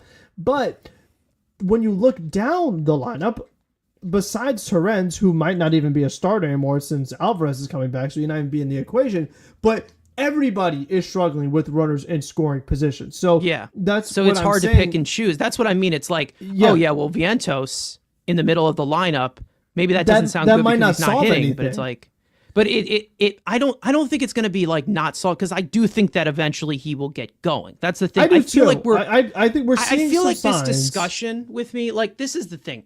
I feel like this discussion is just being like just Bibling April of like how they're like, oh, well, what he's doing in April is what he's going to do for the rest of the year.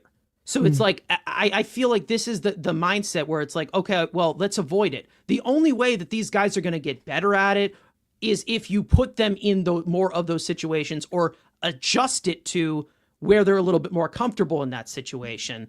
Like the only way that Vientos is going to drive these runners in is if he gets those opportunities. Like I feel like trying to avoid that while also seeing this entire lineup, nobody else producing. It's like, I mean, what are we doing? Like, oh, well, I don't want this guy in the cleanup spot, or this guy in the cleanup spot, this guy in the like, how many 9-hole hitters do you want? Like we said, like that, how many guys do you want to bat 9th? You know what I mean? Like that's how I see it. It's like someone's going to have to take that role behind Alonso. Exactly. Like, so that's what I was going to get to, like, is that you're going to have 2 more guys coming into the lineup. So Alvarez comes in, McNeil comes in, and you have to hope that one of them shows you something with runners in scoring position, because then that's who bats after Alonso. Well, I hope so. As much as you hate it, but you might have to, I feel like I said this before, but you might have to bat Jeff McNeil cleanup. If he's going to be cleanup tomorrow. I've already established this. He is going to be batting 4th tomorrow. It's just to piss me off. That is what that is designed for. But don't you want the guy who drives in runs to be up with runners on base? No, I want an intimidating hitter. He's not one. Who's intimidating? Everyone, all these other guys are struggling. He's not intimidating. Yes, he is. Not right now. Yes, not right now. That's what I mean. His batting average is low. His batting average is low. So this means that, well, we can disregard. We know what Vientos is capable of. This is not like saying, oh, well, Brett Beatty got a hit these last 3 games. Let's put him in the 2 spot. They might. Like, this is the ride the hot hand shit. Like, just pick something. I mean, it's Happy Jeff. I mean, it's torpedo bat McNeil, center field Jeff. Like, this is a different Jeff we're talking about than the one you have in mind. There's always a different Jeff. There's always a different Jeff every week. He's got a new batting stance, a new bat, a new facial hair, a new this and that. He's got a new car. Ugh, like, just stop it. Stop. God. Hey man, he's got good camouflage. He could adapt to the environment. He's like a chameleon. I mean, that's what I call him. Forget the squirrel. This is the thing with me. It's like every time when I hear these changes with guys like Jeff McNeil, he has a new change every day. He's been a different hitter and a different person every single day. Like, it's like, this is what I mean. It's like, oh, well, he had 2 hits yesterday. Let's move him up in the lineup because we can't help ourselves. And then all of a sudden it goes back to shit because he's a different hitter every single day. I'm not saying that McNeil's not going to help and he's not going to do anything, because definitely the Mets lineup needs to get deeper, obviously, in this situation. And from what we have been seeing from Beatty, and like, I'm trying so hard not to completely freak out and be like, oh, well, Jeff McNeil's got to go, because eventually I will be saying that in June because he stinks. But in the time being, it's like enough with trying to stretch the minimum. We know what these guys are capable of. We know what somebody is capable of. Stop trying to stretch the minimum. And this goes from both sides. Like, we know Jeff McNeil's not a cleanup hitter anymore. He's not, right? So stop acting like he is, right? Just because he's a hot bat. Stop acting like Mark Vientos is just a complete automatic out because of his numbers in April. The only way he's going to get better at that is if you put him in those opportunities. Because again, someone's going to have to do it. Someone is going to have to do it. And it's a crazy conversation that we're having this because the Mets are 18-7 at the top of the division. But it's like these types of tweaks to the lineup. It's like you got to get some kind of consistency in this. And just seeing them switch things in and out because this is not working and this is not working. It's like, well, what is going to work if you keep changing it? I mean, Vientos has a lot of swing and miss in his game. I mean, that's kind of what I would be afraid of, is that, like, you know, you're going to have opportunities with men on, and it's like, you know, at worst, could you move them over? Can you get a sacrifice fly? Like, it's not so much like we talk about, like, you know, bad batting average runners in scoring position, but it's like, are you having productive at bats with runners in scoring position too? Because, like, all these guys striking out, like Winker taking strike 3 call, looking like that's not going to drive into runs. That's not going to move over the runners. Like, that's not going to do anything for you. So they're, like you said, you can't have people keep avoiding it, but Nimmo's obviously not a good fit there. I don't think Winker's a good fit there because he's just not aggressive with men on. I don't know what to do with him. Like, he's a pretty similar hitter to original Nimmo, where they're just not heavy swing guys. Like, they get on base the majority of the time. Like, Winker is not your prototypical DH, like big home run power hitter. Like, that's not his game. So Vientos, he was the 2-hole hitter in the playoffs. He did really well in that, but he's not going to hit second now. That's not gonna happen. So, you know, they have to adjust to the pieces that they have now. And for me, I think leadoff, or like I said, 9 maybe, but it just all depends. I mean, it's like it, but what are you doing with Taylor? I mean, that's the other thing too, is that, like, he also, like, everybody factors into the conversation because, well, we like already said, DFA'd him, didn't we? I mean, we already DFA'd Taylor, right? Because someone got rid of him. He had, like, really bad game, like 2 really, really bad games. I mean, 0 for 4 strikeouts will do it. Oh, yeah. That's defense. That's a whole separate thing. Which he is good at. So, but hey, April defines all of it. Yeah, well, I mean, they need Alvarez to hit, though. I mean, that would go a long way if they could get, like, power hitting Alvarez. Like, that would be another option. Like, if he was what he's capable of, if Vientos is still struggling, like, that would help. Like, again, like you said, somebody has to step the only up. way So to it's like, the only way to find out is to try it. Like, this is the thing. It's like, even if they do like Nimmo 9th as, like, double leadoff or something like that, put Nimmo 9th. Let's say he goes 0 for 3 or something, and it doesn't work. Then they're just going to be back to the blender. Like, this is the thing. It's like, let something marinate. Like, something. Let it go for just, like, something. Like, let it go. Like, stop switching things in and out. That's my problem with this. Is it's like the lack of consistency, and you're seeing it on the field.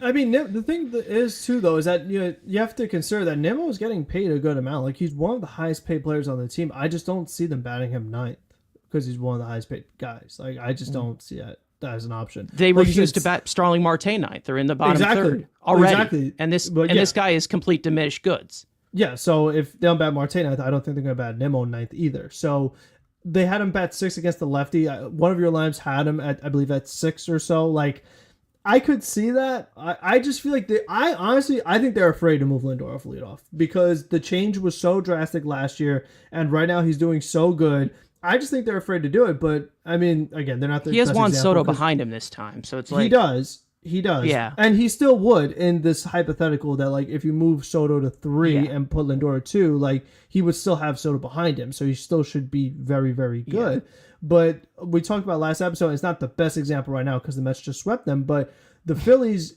like they want to get Bryson Stott going. They It moved him kind to of lead is off. because he had a good series. He did have a good series Who? individually.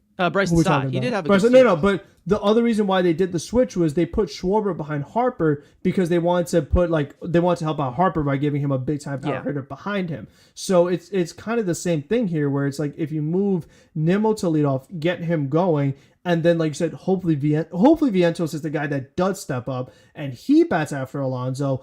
That lineup flows much better because then if it's like you showed Nimmo, Lindor, Soto, Alonso, Vientos, like that's much more prolific and you can make things happen. But that's why I'm saying like if maybe hopefully if Vientos is doing it, Alvarez does it. So instead it's like Alonso, Alvarez. Like that's another possibility, but he needs to get it going. And I don't know how I feel about the changes he's made. Talk about Mr. Change. No one's changed more than Alvarez. There was a whole video at SNY Mets how he's like a different stance every week. So they're trying to change who Alvarez is in the first place. They're trying to make him more of a contact hitter, whereas I kind of want him to stay a power hitter. I know the swing was long, but that's what got him there. It was not being a contact hitter. And that's, there's hitting coach philosophies. Like, there's a lot of things in play here. Like, there's fit, there's contract, there's who's doing good, who's not doing good, who's right-handed, who's left-handed, who are they trying to change the identity of the player. Like there's just so many other variables that are involved in this. So that's what makes it also just like I just don't know what they're going to do with Nemo. I don't think they're moving Lindor lead off.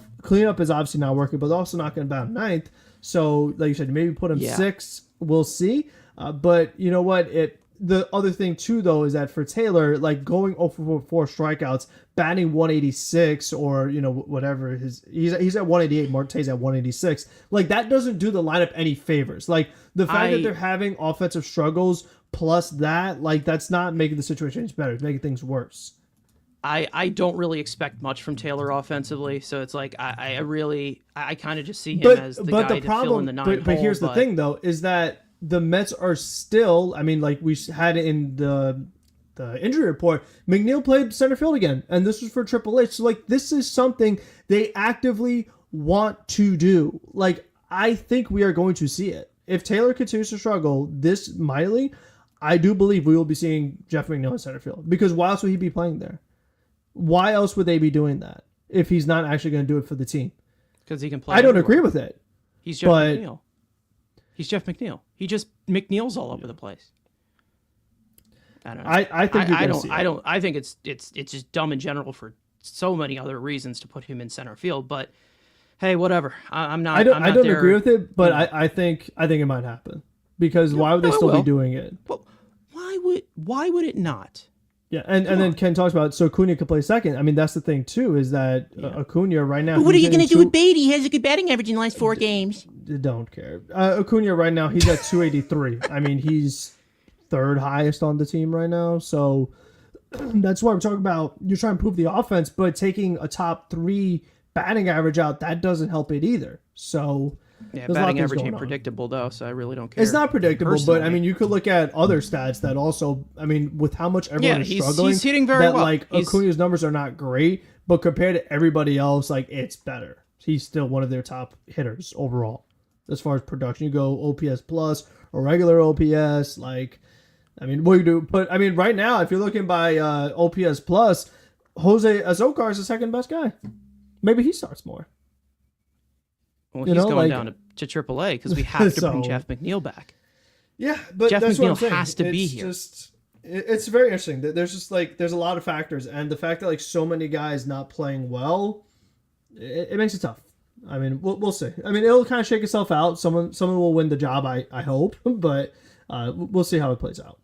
No one's gonna win the job if you keep doing this part-time crap of just switching things in and out. In and out. I know. I mean, between it just DH, hurts everyone. Between second base, and then even when Siri was here, you had the same thing going on in center field. Like that was really where you had a lot of different lines. Was the second baseman was different every day, the center field was different every day, the DH is different every day. Now third base, like there's just a lot. The pitcher is different every day. Like what's wrong with that? That makes sense.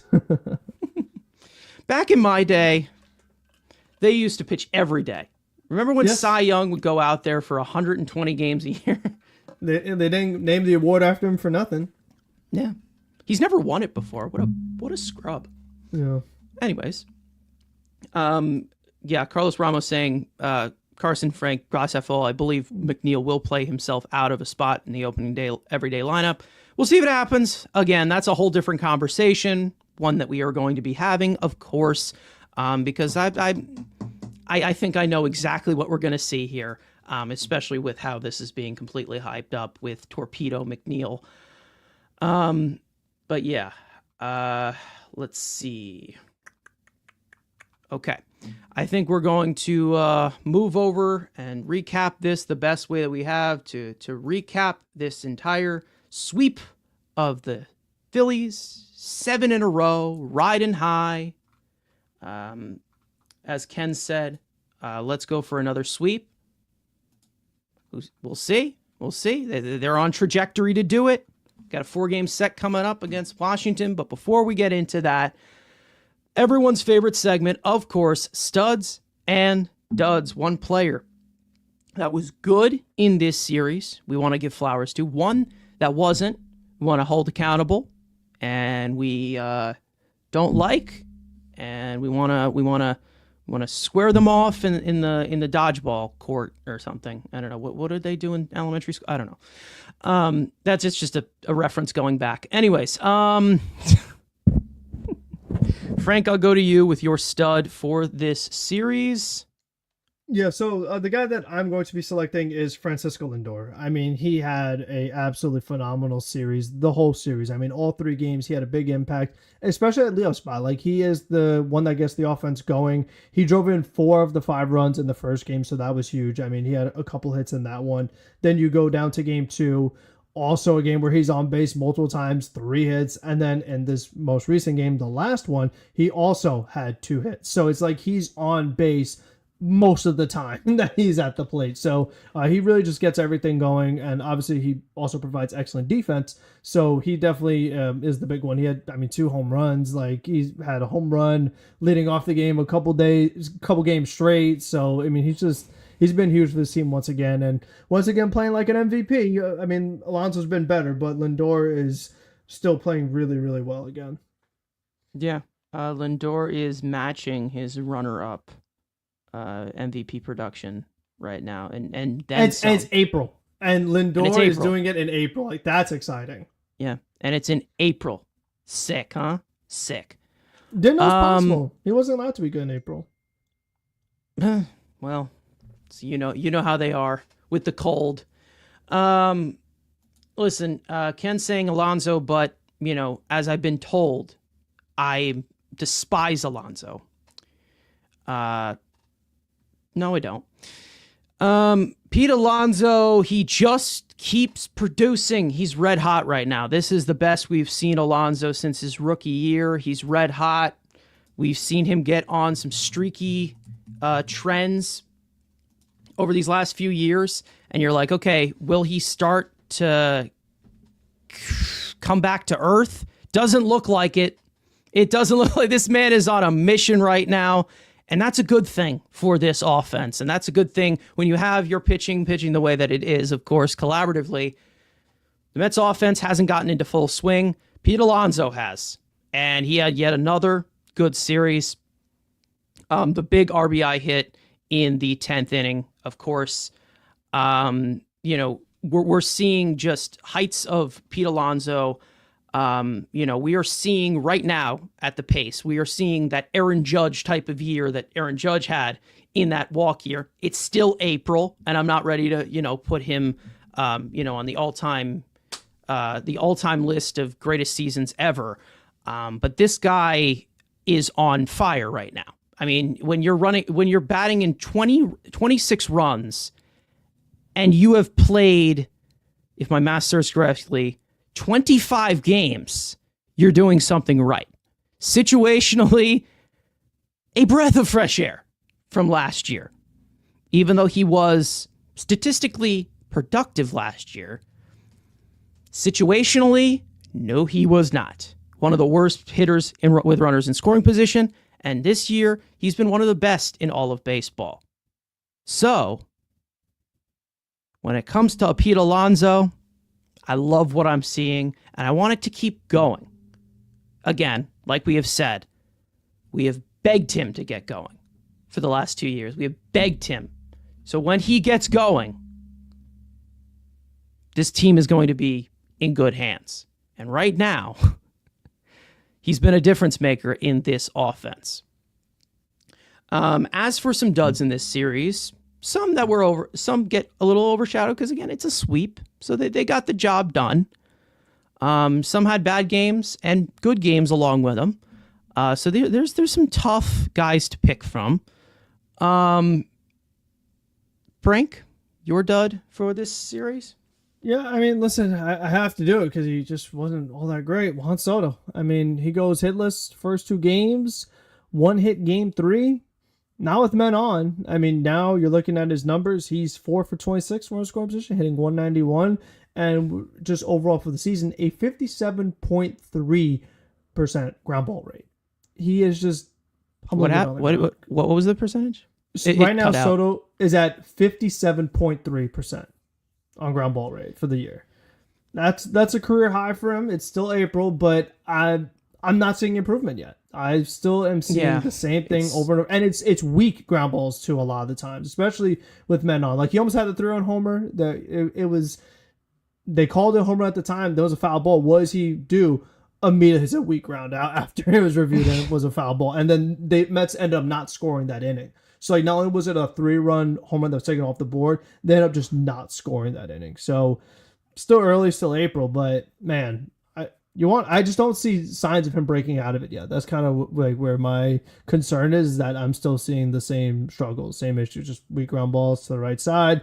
I mean, I know he doesn't get cheated on his swings, but man, is he taking some big rips and not getting anything out of it. You know, that's the thing that's really concerning me too. He takes some big swings and the ball is going nowhere. So that's another thing. He looks kind of lost right now, to be honest. He draws walks, great, but they didn't pay him for walks. I mean, Lindor, Alonso so far, way outplaying his production at more than half the cost. So that's just not what you want to pay $800 million for so far. But we'll see. I can't believe you would say that. That was so rude. Yeah, a lot of people don't. I mean, listen, tell me what the numbers are. Everyone wants to click off, but is he playing well right now? No, he's not playing well. But he can still turn around. He's Juan Soto. Like I have confidence he could turn around, but right now he's not playing well. And this is the show for honesty. So you want to click off because I say Juan Soto's not playing well. That's the numbers. He's not playing well right now. Rosie K saying Beatty was sent to Syracuse. You serious? Was he? Was Beatty sent to Syracuse? I don't think so. Yeah. The only thing keeping no. Oh, yeah, he was. Wow. Okay, so on the transaction page, it's saying that Brett Beatty was optioned. Yeah, the Mets transaction page. I can actually pop this up here. Yeah, go ahead. Let's see that. Oh, whoops. Bye, everyone. I just wanted to hold on. Yeah. And add this media. I did not expect that. That is very surprising. I guess they just want him to maybe get the full time playing time, or probably. Either way, I'm not really complaining. But yeah, this is the transaction list that they have. The Mets have activated Jeff McNeil, and they activated it. Doesn't look like Senga Francisco Lindor. Yeah, he was just activated, and then Hayden Senga was sent down. It doesn't say that Francisco Alvarez has been activated, which it should. I don't know, soon. but it probably will. And Beatty was optioned to Syracuse. So wow, interesting. I mean, the only thing I could think of though is that we talk about Beatty and Acuna are very similar, but it's like if you send down a Zokar, you don't really have a backup outfielder who's a traditional outfielder. Like that's the only defense I really could make. And if they actually want to give him more playing time than Taylor, you could. So that's the only thing. I just think that with Beatty, he's too similar to Acuna and McNeil. Whereas with Zokar, they don't really have that many outfielders because you're not putting Marte out there. You're not putting Winker out there. Nimmo, I don't really want to move him off But corner. he hit a home run yesterday. I know that's that. He got a raw deal a little bit. I mean, he finally gets one going, and then he's gone. So that's tough for him. I do feel for him in that regard. I know we've been really hard on him, especially me, but I do feel that he had an awesome shot against Wheeler, and then his reward is getting sent down. That does stink. That really does stink. But Acuna, throughout the entirety of the month, outplayed him, more tools, more versatile for the role that they're going to be in because McNeil is going to start. And it's going to be interesting because I feel like he's probably going to crush it again, AAA, and then we're going to be like, oh, call up Beatty. McNeil's struggling. We're going to have this whole thing again. But that's the way it is right now. That's interesting. That sure is interesting. I'm not losing sleep. Oh, no, you're not losing sleep, but yeah. It makes sense, though. I mean, like I said, Zokar, true outfielder. Yeah. I'm sorry. I need to see more from him, and it wasn't enough. He had his chance. He had another chance. I don't want to hear I just don't. Chance. Like he played plenty, so I don't want to hear I just don't think it's a good fit. Still don't.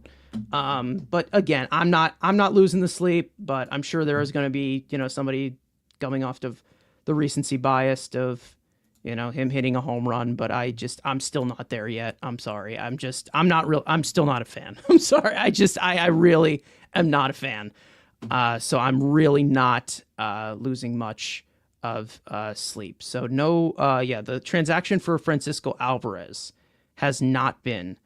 But they sent Senjer down, so I mean they wouldn't send down the catcher if they're not expected to activate Alvarez. So it'll be there soon.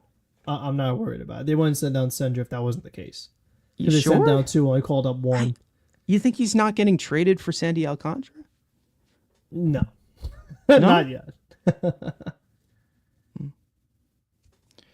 First time I agree with you, Carson, about Beatty. Hey, it's a first for everything, isn't there? Anyways, I'm not going to get into this controversial topic that I see on Twitter right now. Maybe that's an off-stream topic.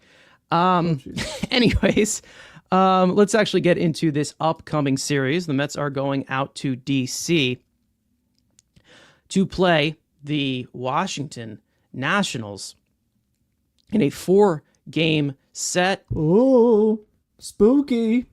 Yeah. And let's see what we have in store here. Obviously, it doesn't look like, I'm not sure what has been lined up, but what is lined up, so this might not be Carson, the official. There is no way that's a real guy. Brad Lord, that is not a real man. It is. It is. It is. Hey, people thought Jose Azocar wasn't a real person, so I saw him with the Padres, but Brad Lord, I know a lot of guys. I can't say I'm familiar with him. Yeah. Anyways, game 1, going to Kodai Senga, who has been on a ridiculous start so far, even though he has been on a little bit of a slow pace. Maybe he goes a little bit deeper into the game. We'll see. He'll go up against Jake Irvin, who the Mets have faced many times. I'm pretty sure shut them down. What was it on? Oh, July 4th. I'm July still mad 4th. about it. 11 o'clock a.m. game on July 4th. Jesse Winker hit the big pinch hit home run for the Nationals. It was still patriotic. It was Oh, patriotic. So very, very patriotic. He's a very tall right-hander, I believe. Clay Holmes gets game 2 against Brad Lord, like we said, probably not a real person, but I guess we're going to have to find out together. Game 3 goes to Tyler McGill against Mitchell Parker, who I'm not really very familiar with, to be honest. Have the Mets faced him before? Good young pitcher. No, I mean he's good. He's a young player, so they would not have had much experience with him.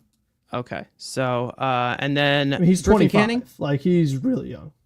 Okay, so he's just getting started here. Yeah. Griffin Canning would get game 4 up against our old friend Trevor Williams. Remember when Trevor Williams was a Budget Met? Robert Gazelman. Budget Robert Gazelman, who actually could pitch and do things and not get injured all the time.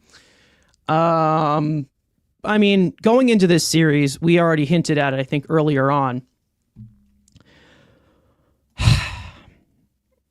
The Nationals bullpen has been a disaster, a complete disaster. And to be honest, some of these names, the high upside names, because we've seen the Nationals have some good bullpens over these past few years. I'm kind of surprised that they're actually really that bad. Well, they keep trading guys. That's the problem. I know they keep trading guys, but good relievers, and there's guys in this. There's guys in this bullpen that like I have seen profile really, really well, and I'm kind of surprised that it's not, in that realm. But we know who even has been their best reliever. Kyle Finnegan, the closer. Finnegan. He's been doing really good, and so not much has changed. Yeah, and I feel like he'll probably get traded by the deadline if the Nationals are out of it, because that's what they've done. They've moved on from a lot of guys. But one of the guys who's in that bullpen and struggling is former Met Jorge Lopez, who also got suspended because he was headhunting. So he is the gift that keeps on giving. So I don't know if we'll see him. We saw Maton when we faced the Cardinals. I don't know if we'll see Lopez, maybe. But he's got an ERA of 9. Lucas Sims, that's probably one of the guys you're mentioning, is been good in the past. ERA of 15.26.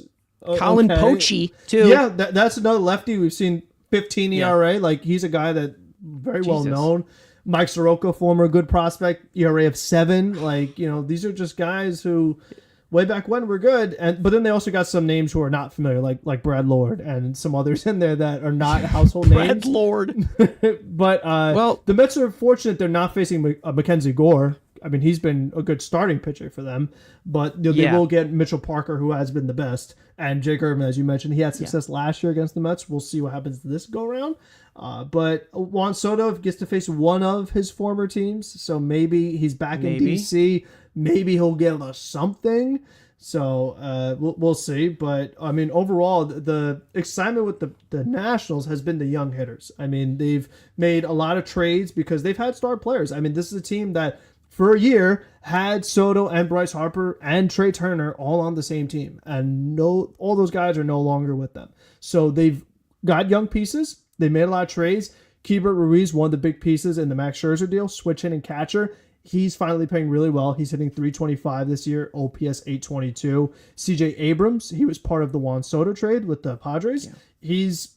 He was an all-star last year. Right now, OPS of 874. He's playing really well. Yeah. James Wood, one of their top prospects in the outfield. He's been awesome. He's got 8 home runs. The Oppo magician. OPS. Yeah, a lot of opposite field. He's got a lot of tools. He can steal some bases for you. Dylan Cruz, one of their top prospects and one of the top prospects in all of baseball. He's starting to wake up a little bit. Got off to a slow start, but he's starting to get going. And then Josh Bell, he had a really nice home run yesterday. It's been a struggle for him, but we know Josh Bell's power. We've experienced Josh Bell's power. Yeah. He's been National League East plenty of times. And then Met Killer Paul DeYoung. Met Killer Paul DeYoung will not play. He got hit in the face, so he's going to be out for a little bit. Oh no, I'm so disappointed about that. And then Nathaniel Lowe has been playing well for them too, and Luis Garcia second base. The lineup has been good. They have some good starting pitchers, but like you mentioned, the bullpen has just been so bad. Particularly the middle of the bullpen, it just hasn't mattered. You could have the talent, but it just doesn't work for you. And one of the other things in the Mets' advantage is that the Nationals are currently playing a game against the Baltimore Orioles right now. They're down 2-1. At least the Mets have an off day, so the Nationals do not have an off day before time. So that's another thing in the Mets' favor. Yeah, so their bullpen will probably be a little bit more tired as well. So that's... Well, Mackenzie Gore, he's still pitching right now, 5 2/3 innings. So he's saving the bullpen a little bit for them. All right. Well, we'll see. Anyways, we do have some former Mets right here. We got Med Rosario, who's on their bench. He's there. Trevor Williams, like we said, we'll probably see him in Game 4 as it's lined up. And Jorge Lopez, like we said. And if he does go out there, if he's suspended or I don't know if he's suspended or whatever, but if he goes out there, he'll be back by then. Yeah. Okay, so he'll be back. The suspension's probably it wasn't like a long suspension. If he does pitch, throw a glove. He'll be pitching against the best fucking team in the league. Not the worst anymore. So, hey, we'll see. We'll see. Carlos Ortiz saying in the chat, rumor has it the Mets are everybody interested in Finnegan. We've seen the Mets linked to Finnegan, even before he started to pop off too. So, we'll see what happens there. Especially with this bullpen as of right now, I don't think that's the main focus of them, possibly going You after. can never have enough, though. But you can never have enough, of course. Especially yes. if his hips are unaligned. Yep. If they don't lie, too.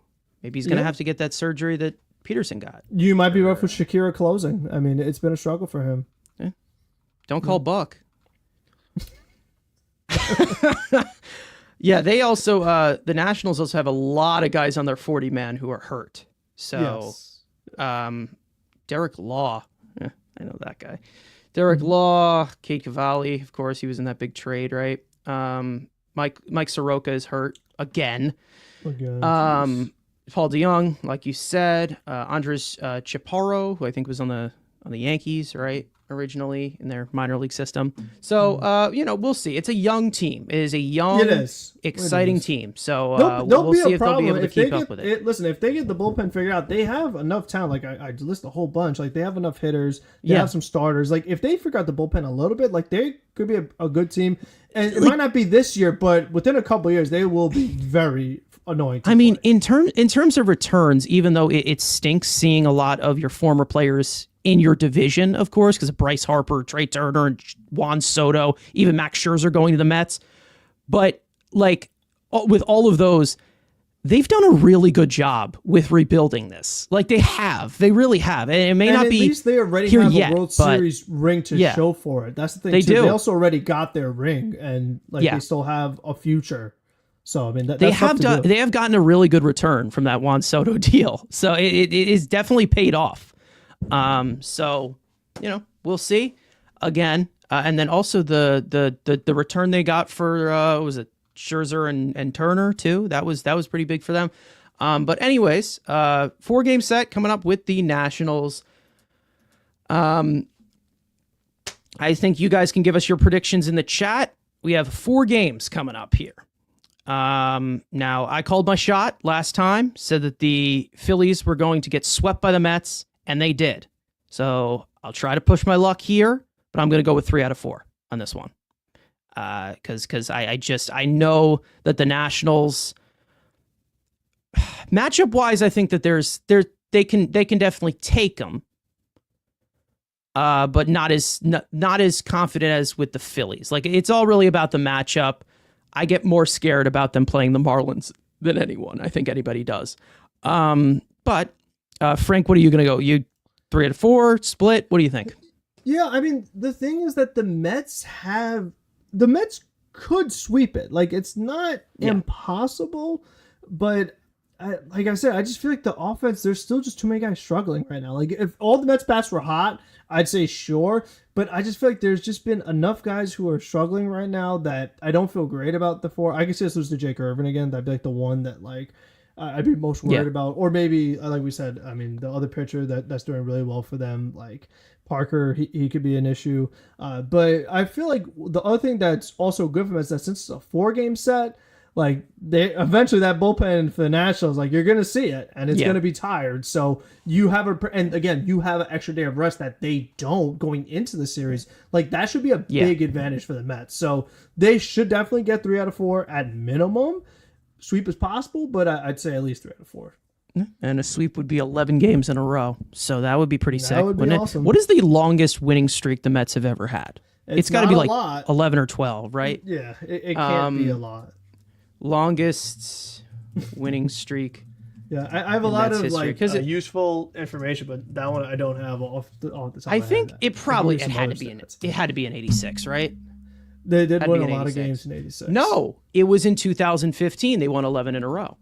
Oh, there you go, 11. So they 1990 they won 11 in a row, and 86 they won 11 in a row. So they've had 5 11 in a row winning streaks in their history, and they won the World Series went to the World Series in 3 of them. 3 of them. 3 of them, because 2015 they went to the World Series. They went to the World Series in 86. Who knows how that ended? And then 69 they had it. Okay. So that was nice. And that's right. That streak in 2015 was broken by the Yankees.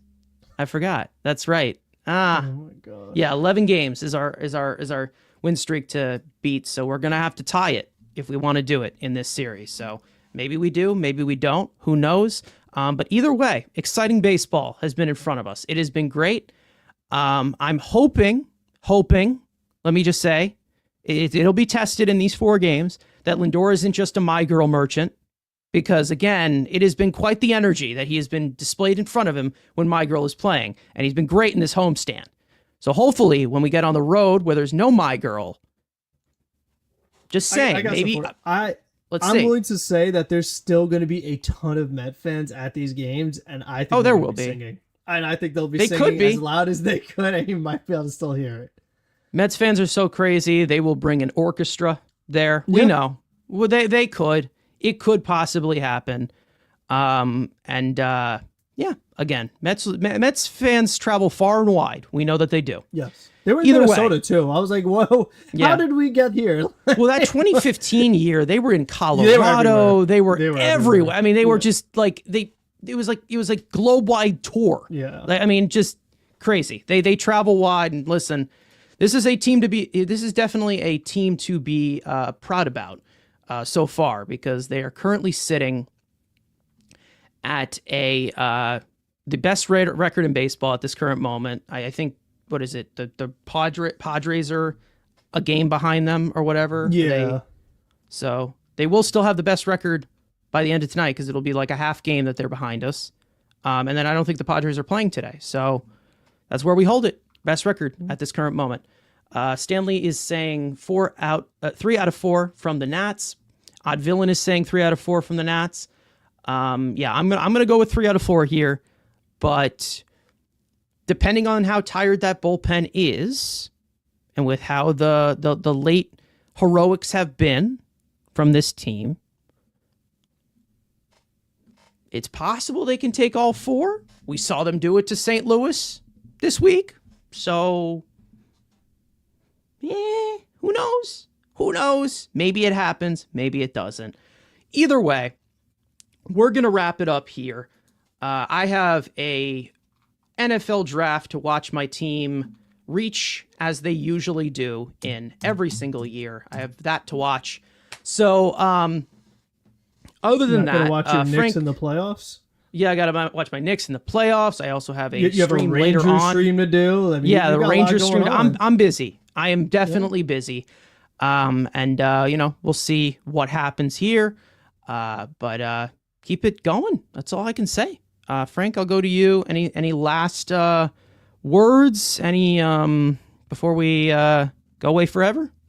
Yeah, I mean, so it's not really relevant. It was more so like for yesterday, but on April 23rd in 1962, that's when the Mets obviously got their first victory in the franchise, because they had started the season after 9 consecutive losses. And the pitcher that was the winner was Jay Hook, and they beat the Pirates 9-1 that day. So wow, that's very, very impressive. Anyways, thank you guys so much for watching. I hope you enjoyed the conversation. For those of you watching or listening on playback, you want to join the conversation live in the future, make sure to subscribe to the Mets Weekly YouTube channel. Turn on post notifications to know when we go live. Make sure to follow Mets Weekly on X and on TikTok. Follow all of us individually, including our third Mike, Andrew, who's not here. And on TikTok, of course, Frank's post-game reactions following every regular season game. And of course, keep the good times rolling. Keep them going. Best record in baseball. Let's keep going. Let's keep winning. This winning thing is really, really fun. I don't think I'll ever get sick of it. And off to DC we go. Let's go Mets, and we will see you guys next time.